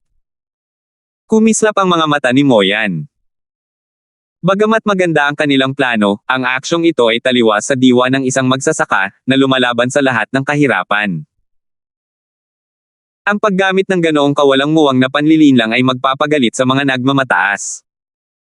Tumingin si Moyan sa itaas ng mga manunood sa pinakamataas na pwesto. Ganoon din ang ginawa ng ibang mga disipulo, nang makita nila ang dalawang mapatla. Ang paggamit ng mga patakaran at mga hanay para sa kalamangan ng isang tao ay isang pangunahing estratehiya. Sa pamamagitan ng maliliit na trick, mababaligtad ang lahat. Malamig na wika ng mataas na si Helen, napakatalino ni Dezo, kaya't naligaw siya ng landas. Kahit ang nasa gitnang tatlong sekta ay alam na binibigyang diin ng mga cultivator ang karakter upang magtiyaga sa paghabol kay Dao. Ngunit ang isang talento mula sa isang Superior 3 Sect na gumagamit ng maliliit na trick. Wala siyang pinagkaiba sa isang mortal. Oo nga. Masyado akong padalos-dalos ngayon. Buti na lang at hindi ko siya masyadong nasulatan. Isa siyang lalaking labis na nabibigatan sa katanyagan at kayamanan. Hanggang dito na lang ang kaya niya. Bumantong hininga ang kataas-taasang si Morris at umiling. Itinaas niya ang listahan at isinulat ang isang pangalan lamang, Xander. Ganito nawala ng pagkakataong makapasok sa Double Dragon Manor ang pinakamahusay na talento sa Universal Righteous Sect, si Dezo. Sa entablado, walang kaalam-alam si Dezo sa malupit na kinalabasan na ito at yumuko bilang paggalang, kapatid na Wu, kahit hindi tayo maglaban, alam nating lahat ang kalalabasan. Hindi ako ang katapat mo. Mas mabuting itabi na lang ang enerhiya para talunin ang mga demonyo. Pareho tayong matuwid. Dapat naiintindihan ni kapatid na Wu ang sakit na nararamdaman ko. Sinungaling ang pagkakaintindi mo. Sa sobrang galit ni Xander ay gumamit siya ng bastos na pananalita, ang pagpigil sa isang laban ay isang insulto sa iyong kalaban at mas kahihiyan pa para sa iyo. Hindi ka angkop na maging isang cultivator. Magkakasakit lang ako kung lalabanan kita. Mas gugustuhin ko pang humingi ng sparring sa panganay na Young Master ng Demon Soul Sect o kay Welten ng Sword God Sect kaysa sayangin ang oras ko sa iyo. Hinaplos ni Xander ang kanyang manggas at umalis sa entablado.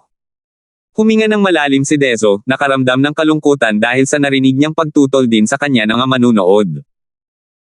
Pagbalik sa team ng Universal Righteous Sect, pinagbuti ng pinakamagaling na halik sa puwet na nabuhay ang kanyang trabaho, Senior Brother, payapain mo ang galit mo. Ginagawa ng Senior Brother ang lahat para pigilan ang mga demonyo sa pagtatagumpay, iniisip lang ang ikabubuti ng lahat. Paano nila maiintindihan ang sakit na nararamdaman ng Senior Brother? Oo, maaaring galing sila sa mabubuting sekta ngunit hindi nila nakikita ang kasamaan kapag nakakaharap nila ito, sa halip ay nakikipagsabuatan sila. Gayunpaman, nililinaw ng nakatatandang kapatid kung sino ang mga demonyo. Ang nakatatandang kapatid ang huwarang halimbawa ng katwiran sa gitna ng dagat ng mga mapagkunwari. Tumingin si Dezo sa paligid at tumango, kayo lang ang nakakaintindi sa akin. Huwag kayong mag-alala. Kahit na mali ang intensyon ko at kamuhian nila ako, mananatili akong matatag. Ako, si Dezo, ay tiyak na magtatagumpay. Umungol. Malakas na suporta ang ibinigay sa kanya ng lahat. Susundan natin ang parehong plano, kukuha tayo ng pinakamaraming puntos hanggat maaari sa singles round. Kung hindi ka maka-score, itabi mo ang iyong enerhiya pagkatapos ng ilang tama at umamin. Ang Ultimate Clarity Sect ay isang matuwid na sekta at hindi gagamit ng pagpatay. Hindi rin ito babawasan ang ating score gaya ng pag-abstain. Kahit na maging huli tayo sa tatlong nakahihigit na sekta, basta't harangan natin ang Demon Scheming Sect at Sword God Sect, panalo tayo. Sinabi ni Dezo sa kanila ang kanilang papel at tiningnan ang malaking lalaki sa gitna nila, Junior Brother, ikaw ang susunod na lalaban sa pinakamahina nila. Napakalakas ng Ultimate Clarity Sect, kung saan lahat ay nasa ika-4 na layer ng Ethereal Stage. Tanging ang batang iyon lamang ang isang bagong cultivator ng Ethereal Stage. Bagamat maaaring mas mabilis siya kaysa sa karaniwan sa kanyang mga paa, ang iyong kaluluwa ay hindi matatalo sa simpleng bilis. Mga puntos na iyon na handa nang kunin. Dapat kang bumalik kasama nila. Ngumisi ang malaking lalaki, habang nakatingin kay Lazaro sa malayo ng may ngiting ngumisi. Huwag kang mag-alala. Sisiguraduhin kong babatiin ko siya ng maayos at ibabalik ko ang kanyang karangalan sa nakatatandang kapatid. Wala siyang kaalam-alam na lumilingon si Lazaro na may parehong masamang tingin, loko. Ang lakas ng loob mong murahin ako. Ako. Habang ang tunay na utak, si Ethan, ay casual na pinapanood ang dalawang mahigpit na magkaaway na malapit ng maglaban. 682. Ikalawang laban sa singles ng Universal Righteous Sect laban sa Ultimate Clarity Sect. Mga disipulo, nasa entablado. Tumingin ang hukom sa magkabilang panig at sumigaw.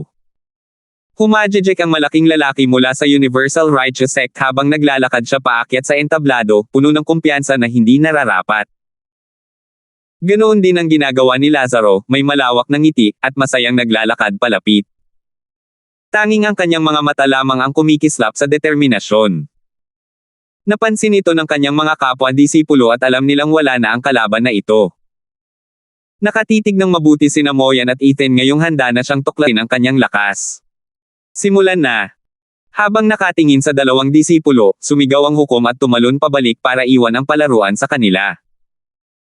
Tumatawa, ikinuyom ng malaking lalaki ang kanyang mga kamay ng mayabang, maaaring nasa matuwid na landas tayo at maaaring nagmula sa pinuno ng siyam na sekta, ngunit libre ang lahat sa larangan ng digmaan.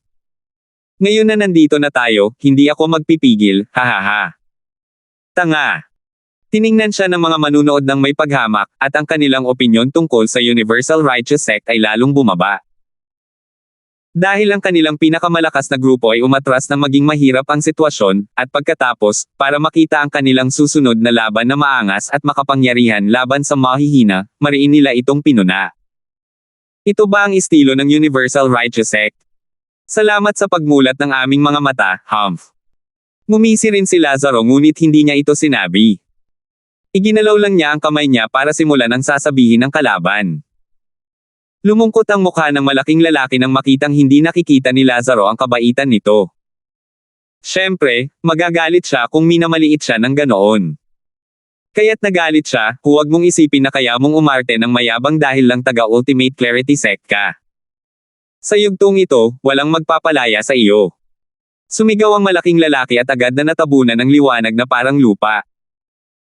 Sa paligid niya ay nabuo ang imahe ng isang malaking bundok na nagpapabigat sa hangin sa entablado, kasama ang mga piraso ng bato na nahuhulog sa lupa.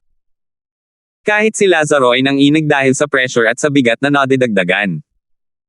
Parang mas mabigat pa ang kailangan niyang igalaw kahit ang binti niya. Isang elemental na kaluluwa. Grabidad. Kumot ang noo ni Moyan, tumanggo sa malaking lalaki. Bagamat nakakainis, mayroon naman siyang lakas na sumusuporta rito. Para magkaroon siya ng elemental na kaluluwa, ang grabidad, magiging isang malakas na karakter siya sa ethereal stage. Kayanan niyang pilayin ang bilis ni Lazaro gamit ang kapangyarihang ito. Gayunpaman, ang bilis lang ba ng lalaking iyon ang kakaiba sa kanya? Sigurado ang mukha ni Moyan rito. Tumingin si Xander na may natitirang puot mula sa nakaraang laban. Nanunuya siya, ang pagpatay ng isang tao sa kanyang kaluluwa sa simula pa lang ay maaaring mangahulugan ng dalawang bagay.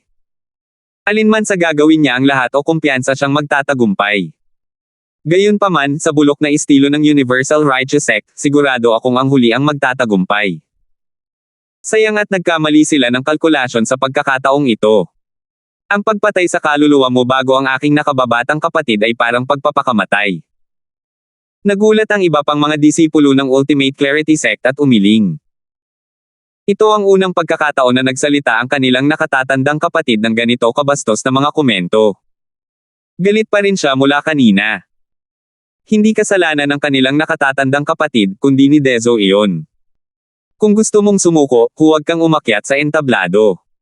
Ang entablado ay para sa pakikipaglaban.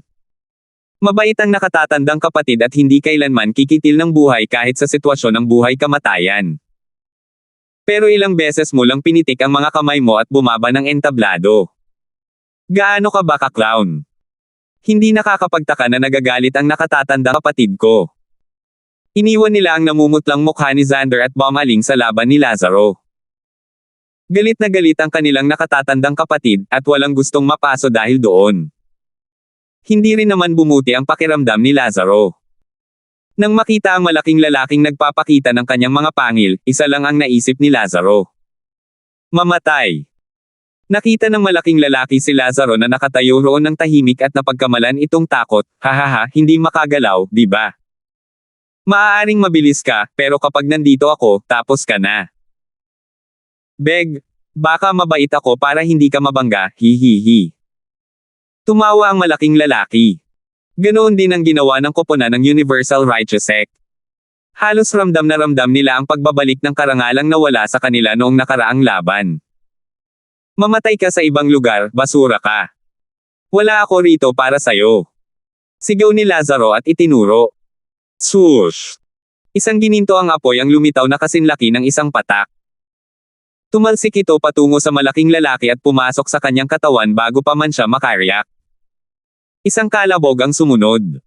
Sumiklab ang gininto ang apoy mula sa loob. Ang malaking lalaki ay naging abo bago pa man siya makasigaw sa sakit na ngayon ay nawala sa hangin. Maging ang kaluluwa niya ay naglaho, tuluyan nang nawala. Matapos maglaho ang gininto ang liwanag, nawala ng laman ang entablado, parang wala roon ang malaking lalaki, parang wala na sa mundo. Nako! Ang mayabang na Universal Righteous Sect ngayon ay mukhang natigilan at nasasakal sa kanilang dating kayabangan. Nakatingin lang sila sa kawalan, wala pa ring pakialam. Hindi gaanong maganda ang naging reaksyon ng mga manunood, hinihingal at takot na takot. Anong nangyari lang? Sa isang iglap, ang isang 4th layer ethereal stage expert ay naging wala na mula sa pagiging showboaten. Napatay ba siya? Masyadong mabilis iyon. Hindi ko man lang nakita. Nanginginig din ang team ni Hellion Flame sa ganoong eksena. Nakita na ngayon ni Moyan ang lakas ng lalaking ito. Siya na tumawag lamang kay Ethan bilang kanyang tunay na kalaban. Isa rin siyang kakaibang tao na katulad niya. Tumigas ang mukha ni Moyan, habang nakatingin kay Ethan, ngunit nakita niya itong gulat na gulat din. Walang sino man dito ang umasa sa lakas ng maliit na lalaki. Nakakabaliw. Kahit ang mga mayayabang ay ganoon din ang naisip.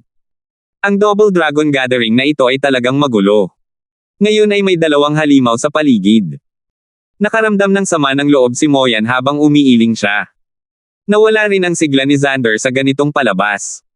Simula nang pumasok ang aking nakababatang kapatid sa ethereal stage, hindi ko siya nakitang umatake. Ngayon na nakita ko na, halos hindi ko na siya makilala. Sino nga ba sa siyam na sekta ang makakalaban niya sa labanan? Nagkataon ngang tumingin si Xander kay Ethan nang sabihin niya iyon. Nakita niya itong gulat pa rin at bumantong hininga, siguro kahit ang nakatadhana ng kalaban na ito ay hindi makakatapat sa nakababatang kapatid. Ang pangalawang laban ng Universal Righteous Sect laban sa Ultimate Clarity Sect ay mapupunta sa Ultimate Clarity Sect. Napabangon ang hurado mula sa kanyang pagkakahiga at inanunsyo ang resulta. Napasinghap at napaiyak ang mga manunood sa tuwa. Pagkatapos ni Ethan, ngayon naman ay may isa na namang kakaibang pumasok sa kanilang mga mata. Ipinapakita nito na ang mga lupain sa kanluran ay magiging mas malakas kaysa dati. Hindi pinansin ang ingay sa paligid, at naglakad pababa si Lazaro na nababagot. Huminto siya sa kalagitnaan, tinitigan si Ethan at binigyan ito ng isang mapang uyam na kilos. Itinuro niya ang entablado at sumigaw, hihintayin kita roon. Whoosh! Tumingin ang lahat kay Ethan, at nagliwanag ang kanilang mga mata. Tumayo ang mga halimaw na iyon at nagdeklara ng digmaan. Sino kaya ang mapapasailalim sa pinakamahuhusay sa kanlurang lupain sa huli, si Ethan o si Lazaro? O baka sila na rin ang maging susunod na Exalted Double Dragons? Ang mga tao ay labis na nasasabik sa inaasahang magandang laban. Maging ang mga Exalted Double Dragon ay inaabangan ito. Pagkatapos ng libu-libong taon, sa wakas ay nakakita ang mga lupain sa kanluran ng mga talentong kasinlaki ni Septimus. Ito ay galing lamang sa kanilang imahinasyon. Dalawa sila. Naging interesado na rin ang dalawang matandang ito. Tuwang-tuwa si Morris. Helen, si Ethan ay isang demonyong cultivator. Sa iyo siya. Si Lazaro ay isang matuwid na cultivator, kaya ako na ang bahala sa kanyang pagsasanay para maging isang dakila siya. Noong tinuruan namin si Sheng, muntik na namin siyang magulo sa mga matuwid at malademonyo na turo. Sa pagkakataong ito, sa wakas ay mayroon na kaming bawat kahalili. Nakaramdam ng kapayapaan ang Marangel na si Helen. May naisip si Morris at sinabi, matanda, kahit sino ang manalo sa away ng dalawang batang ito, papaawayin natin sila minsan sa isang taon. Ito ang pinakamahusay na paraan para makita ang bunga ng ating mga turo. Ano ang masasabi mo? Kahit sa edad mo, mahilig ka pa rin sa pakikipaglaban. Natawa ang mataas na si Helen, ngunit pagkatapos ay tumanggaw siya ng may interes, aaminin ko, dumating ka na may dalang magandang alok. Nang dumating si Sheng, wala kaming paraan para malaman kung sino sa amin ang mas mahusay na nagturo sa kanya. Sa pagkakataong ito, bawat isa sa amin ay makakakuha ng isa, at titingnan namin kung sino ang mas mahusay. Ngunit sa ganitong paraan, kahit na sila ay maging mga disipulo namin, paano namin ito ipapaliwanag sa kanilang mga sekta? Ano ang paliwanag? Ang ibang mga kandidato ay mananatili sa Double Dragon Manor ng ilang dekada para magsanay. Silang dalawa lang ang mananatili ng walang katiyakan. Papayagan lang natin sila kung ang kanilang mga sekta ay nasa problema. Ano ang maaaring itanong sa atin ng Ultimate Clarity Sect at Demon Scheming Sect? Ang paggawa niyan ay parang ninanakaw natin sila. Tayo ang mga pinuno ng mga lupain sa kanluran. Hindi pa tayo nakagawa ng ganito kalaking karumal-dumal. Tumawa ng malakas ang Marangel na si Helen. Nangungot siya ang mataas na si Morris, hindi pa natin nagagawa dahil wala pang karapat-dapat na binhi. Ngayong nakahanap na tayo ng dalawa sa kanila, ganoon ka na ba kahanda sumuko, Helen? Hinding-hindi. Umiling ang mataas na si Helen. Nagtinginan ng dalawang maangas at sabay na humagalpak ng tawa. Hindi masama ang mga santo, kailangan nilang makahanap ng taong karapat-dapat para gumawa ng masama. Kaya nga sabi ng Sai, bawat tao ay may kakayahang gumawa ng masama sa loob ng kanilang pagkatao. Ngayon, kahit ang kagalang-galang at iginagalang na mga tao ay mga ngahas na gumawa ng mga krimen para lamang sa dalawang henyo. 683. Ang sagradong halimaw sa likuran niya ay ang pinakamarahas sa 5 sinaunang sagradong halimaw, ang Decimating Dragon Ancestor. Pumikit si Ethan at nag-isip, inalala ang 9 Serenity's secret records at nalaman kung anong halimaw ang kumakalaban kay Lazaro. Oo, ang maliit na apoy na iyon ay walang iba kundi ang nagpapadalisay sa langit na decimating golden flame ng primal chaos. Mabigat ang ekspresyon ni Ethan. Ayon sa alamat, ang sinaunang kaguluhan ay nahati sa yin at yang na siyang lumikha ng mundo. Ito ang humantong sa pagkakaroon ng lahat ng bagay sa dalawang bersyon, yin at yang, kasama na ang apoy. Kung si Volton Kunpong ay nagbigay sa kanya ng malambot na yin flame, ang Azure flame, kung gayon ang decimating golden flame ay isang malakas na yang flame. Pagdating sa paggamit ng ethereal gamit ang kaluluwa ng isang tao, ang pinakamahusay ay ang malambot na apoy. Ang Azure flame ay tunay na kahanga-hanga sa bagay na ito. Ngunit ang malakas na siga na ito ay mas mainam pagdating sa pakikipaglaban at pagkawasak. Kaya habang si Kunpong ay tinawag na Nagba-Vault, nagpapanatili ng kaayusan ng mundo at nagpapalusog sa lahat ng nabubuhay na bagay, ang ninuno ng dragon ang kanyang kabaligtaran, purong pagkawasak. Habang ang dalawang apoy ay nagsasama at nagmamahalan, sinasaklaw nito ang buhay at kamatayan sa bawat galaw nila. Kaya, maaaring nakakuha sina Ethan at Lazaro ng mana ng sagradong halimaw, ngunit ang isa ay nakatuon sa paglilinang, habang ang isa naman ay nakatuon sa brutal na puwersa. Tungkol sa bilis ng paglilinang, sigurado si Ethan na kung magtutuon lamang siya sa pagsasanay, maaabutan niya si Lazaro sa loob ng 5 taon. Gayunpaman, narito at ngayon ay isang kompetisyon, isa na naglalagay sa kanya sa kawalan. Ang kanyang banayad at asul na apoy ay walang laban sa makapangyarihang gininto ang apoy na iyon. Lahat sila ay bahagi ng sinaunang kaguluhan, ngunit ito ay katulad ng pakikipaglaban sa espada gamit ang panulat, imposibleng mangyari. Swerte naman at hindi naman siya lubos na nawawala ng pag-asa. Bagamat kulang sa lakas ng pakikipaglaban ang asul na apoy, nabawi naman ito ng lilang kidlat. Kaya niyang makipaglaban sa gininto ang apoy gamit ito. Pero, gaya ng nakita ni Lazaro, ang kapangyarihan ni Ethan ay labis na nag-ulo sa loob niya.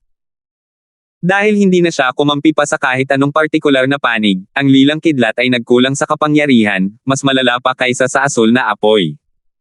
Nakakaiyak. Nasa kamay ko na ang 9 Serenity's secret records, ang pinakadakilang mga sekretong nakilala, pero isa pa rin akong bihasa sa lahat ng bagay. Ngayong kaharap na niya ang isang tunay na eksperto, nagkulang ang lahat ng mga sandatang ito. Kung matatalo ako ngayon, itatapon ako sa hukay ng kawalan ng pag-asa. Umiling si Ethan at parang gusto niyang umiyak pero wala siyang maiyak. Sandali siyang kumalma bago sinimulang suriin ang kanyang mga pagkakataon.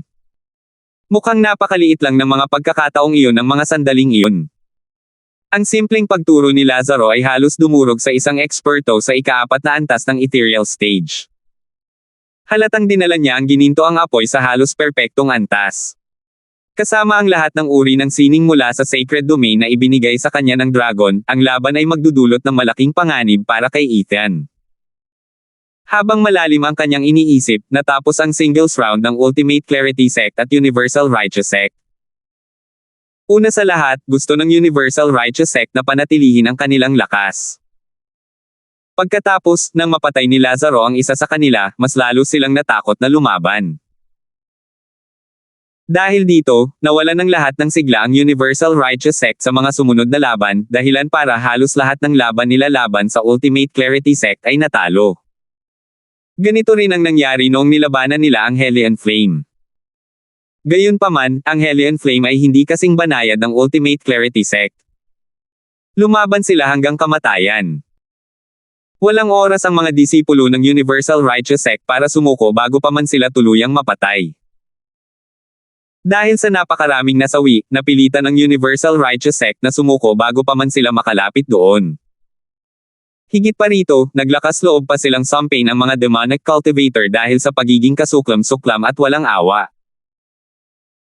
Bagamat nakita na nila ang kanilang pagkukunwari, napabuntong hininga ang mga manunood sa kung gaano kalaking pagbagsak ng sangkatauhan. Nang maglaban ng Hellion Flame at Ultimate Clarity Sect dahil lang sa tadhana o swerte, ang unang laban ay sa pagitan ng kanilang mga kapitan. Naglakad si Moyan sa entablado na puno ng uhaw sa labanan. Napangiti si Xander sa kanyang determinasyon, at sa wakas ay naibsan ng galit ng laban na iyon. Moyan, hika naman susuko pagkatapos ng dalawang galaw na ganyan, Dezo, di ba? Tinitigan ni Xander si Moyan sa mga mata. Matigas ang mukha ni Moyan habang sumisigaw, parang, "Sino ba ang tingin mo sa akin? Nangangahas ka bang ikumpara ako sa duwag na yan? Xander, lalaban tayo hanggang kamatayan ngayon. Tama ang iniisip ko." "Sige, hahaha." Tumawa si Xander, puno ng tapang at pananabik. Ngumisi si Moyan habang nagsisimulang gumawa ng mga senadoryos. Bigla, isang bilog ng dalawang ahas na nangangagat ng kanilang mga buntot ang nabuo sa likuran niya. Ang pula at asul na apoy ay patuloy na nagbabago sa kanilang interaksyon, na naglalabas ng nakapapasong init na kayang sumunog sa kahit ano. Sumigaw ang hukom, Domain Soul. Napakataas ng grado nito na kahit ang harang ay hindi kayang hawakan. Anong kapangyarihan? Natigilan din ang mga Exalted Double Dragon. Hindi nila inakalang ang Double Dragon Gathering na ito ay magkakaroon ng napakaraming magagandang talento. Bagamat hindi nila napantayan ang tunay na potensyal nina Lazaro at Ethan, ang iba ay hindi lamang mga props, bawat isa ay henyo sa kani-kanilang paraan. Halimbawa, si Moyan ay may yin yang Union Flame. Alam ng mga nakatataas na kahit mayroon nito, talagang mahirap panatilihing balanse ang yin at yang. Pero para kay Moyan na hindi lang gawin iyon kundi pati na rin ang pagpapakawala ng isang domain sa ganoong katatag na antas, isa siyang tunay na pambihirang talento. Naramdaman ni Xander ang kumukulong init na tumataas ng tumataas mula sa dalawang apoy. Ngumiti siya, "Moyan, pinakawalan mo na ang iyong kaluluwa mula pa sa simula. Para ba ilabas mo ang lahat o ideklara mong ikaw ang panalo? Hindi ka lalaban at tatakbo ng mabilis, di ba? Hoy, hindi ako nagnanais magpakamatay, at hindi rin ako ganoon kalakas ang loob na talunin ka. Pero sa ganitong pambihirang pagkakataon, gusto kong pakawalan ka at labanan ka gamit ang lahat ng kaya ko. Oo, hayaan mo na. Maaaring isa akong matuwid na cultivator, pero gustong gusto ko kung gaano kaabante ang mga demonyong cultivator." Hahaha, tumawa si Xander at sumenyas din dahil sa kanyang tuwa. Naningkit ang mga mata ni Xander at tumalikod ng hindi gumagalaw. Pagkatapos, kumalat ang itim at puti mula sa kanyang mga paa habang umiikot ang mga ito, pinapawi ang nakapapasong init sa paligid. Gulat na gulat ang mga tao nang mahubog ang simbolo ng yin-yang sa ilalim ni Xander habang ito ay umiikot ng umiikot. Unti-unting naglaho ang fire domain ni Moyan nang makapasok na ito sa simbolo at bumalik sa normal. Isa na namang kaluluwa ng nasasakupan. Lalong sumeryoso ang mukha ni Moyan, ang Clarity Domain ng Ultimate Clarity Sect. Tama. Ang anyo ng isang kaluluwa ay nakabatay sa pamamaraan ng cultivation, ngunit maaari rin itong mag-base sa mga panlabas na bagay, tulad ng kung paano nakabatay ang kaluluwa ni Kuya Yan sa mga demonyong apoy, ang Yin-Yang Union Flame. Ngunit ang Ultimate Clarity Sect ay nakatuon sa kailanawan, hindi pinapayagan ang mga panlabas na bagay na makaapekto sa anyo ng kaluluwa. Kaya sa tuwing nabubuo ang kaluluwa, ang mga disipulo ng Ultimate Clarity Sect ay pumupunta sa lihim na kaharian ng aming sekta kung saan nila sinisipsip ang enerhiya ng langit at lupa upang mabuo ang pinakadalisay na Clarity Domain. Nakangiting nagsalita si Xander, sigurado akong alam din ni Kuya Yan ang tungkol sa ating lihim na kaharian. Doon nagkakaugnay ang enerhiya ng langit at lupa. Ang pagbuo ng kaluluwa ng isang tao doon ay gagawing hindi mas mababa ang lakas ng isang tao kaysa kay Kuya Yan. Kaya naman, Kuya Moyan, mag-ingat ka, hahaha. Sumanghel si Moyan, tama na ang kwentuhan. Narinig ko na ang tungkol sa sekretong kaharian ng Ultimate Clarity Sect, pero ano ngayon? Ang malalakas ay laging malakas dahil may dahilan. Ano nga ba ang mapapala ng isang mahina sa pagpasok sa kaharian na iyon? Ikaw lang ang mahalaga sa akin, Xander. Gusto lang kitang talunin. Gaano man kalakas o kaina ang kaluluwa mo, ibibigay ko ang lahat para labanan ka. Kuya Yan, natutuwa ka. Ngumiti si Xander, sabay abot ng kanyang mga kamay, dahil mataas ang pagtingin sa akin ni Kuya Yan, hindi ko kayang bigon ito at gagantay ako ng ganoon. Pinagdikit ni Xander ang kanyang mga palad at gumawa ng isang senadorios. Pabilis ng pabilis ang pag-ikot ng simbolo ng Taiji. Tumawa si Moyan, at ang mga kamay niya ay nagdaan sa kanyang mga kilos. Bumilis din ang pag-ikot ng dalawang ahas, kung gayon, maglaban tayo hanggang sa gusto natin. Kasabay ng isang malakas na pagsabog ay nagbanggaan ang dalawang larangan. Nag-uumapo sa kapangyarihan ng panig ni Moyan sa mga kulay asul at pula, habang ang panig ni Xander ay susundan ng malamig na simoy ng hangin, mapayapa at payapa. Ngunit nakita ng lahat na ang simoy ng hangin na ito ay nakamamatay. Impyernong baha. Tumigil at sumigaw ang mga kamay ni Moyan. Ang mga pulang apoy ay biglang naging isang umaalog na dagat habang tumatama ito sa nasasakupan ni Xander. Ang sagupaan ay nagtulak sa Clarity Domain sa bingit ng pagbagsak. Mga dila ng nagliliyab na apoy ang dumaloy sa nasasakupan, at nagsimulang uminit ang paligid ni Xander. Nakasimangot na itinuro ni Xander gamit ang dalawang kamay, at hindi mabilang na asul na gilid ang bumaril sa nagliliyab na impyerno. Espada na nakakakalma. Nako! Kasabay ng mga ungol, ang mga asul na gilid na iyon ay pumasok sa mundo ng apoy at naglaho. Ngunit di nagtagal, ang impyerno ay umugong sa huling pagkakataon bago ito hamupa. Ang galit nito ay hamupa, at di nagtagal, ito ay naging payapa habang humahalo ito sa Clarity Domain. Matigas ang mukha ni Moyan. Pinapanood ni Ethan ang laban mula sa gilid, at ang kanyang mga mata ay nagniningning sa kuryosidad. Salamat po at sinamahan ninyo ako, ingat lagi mga master.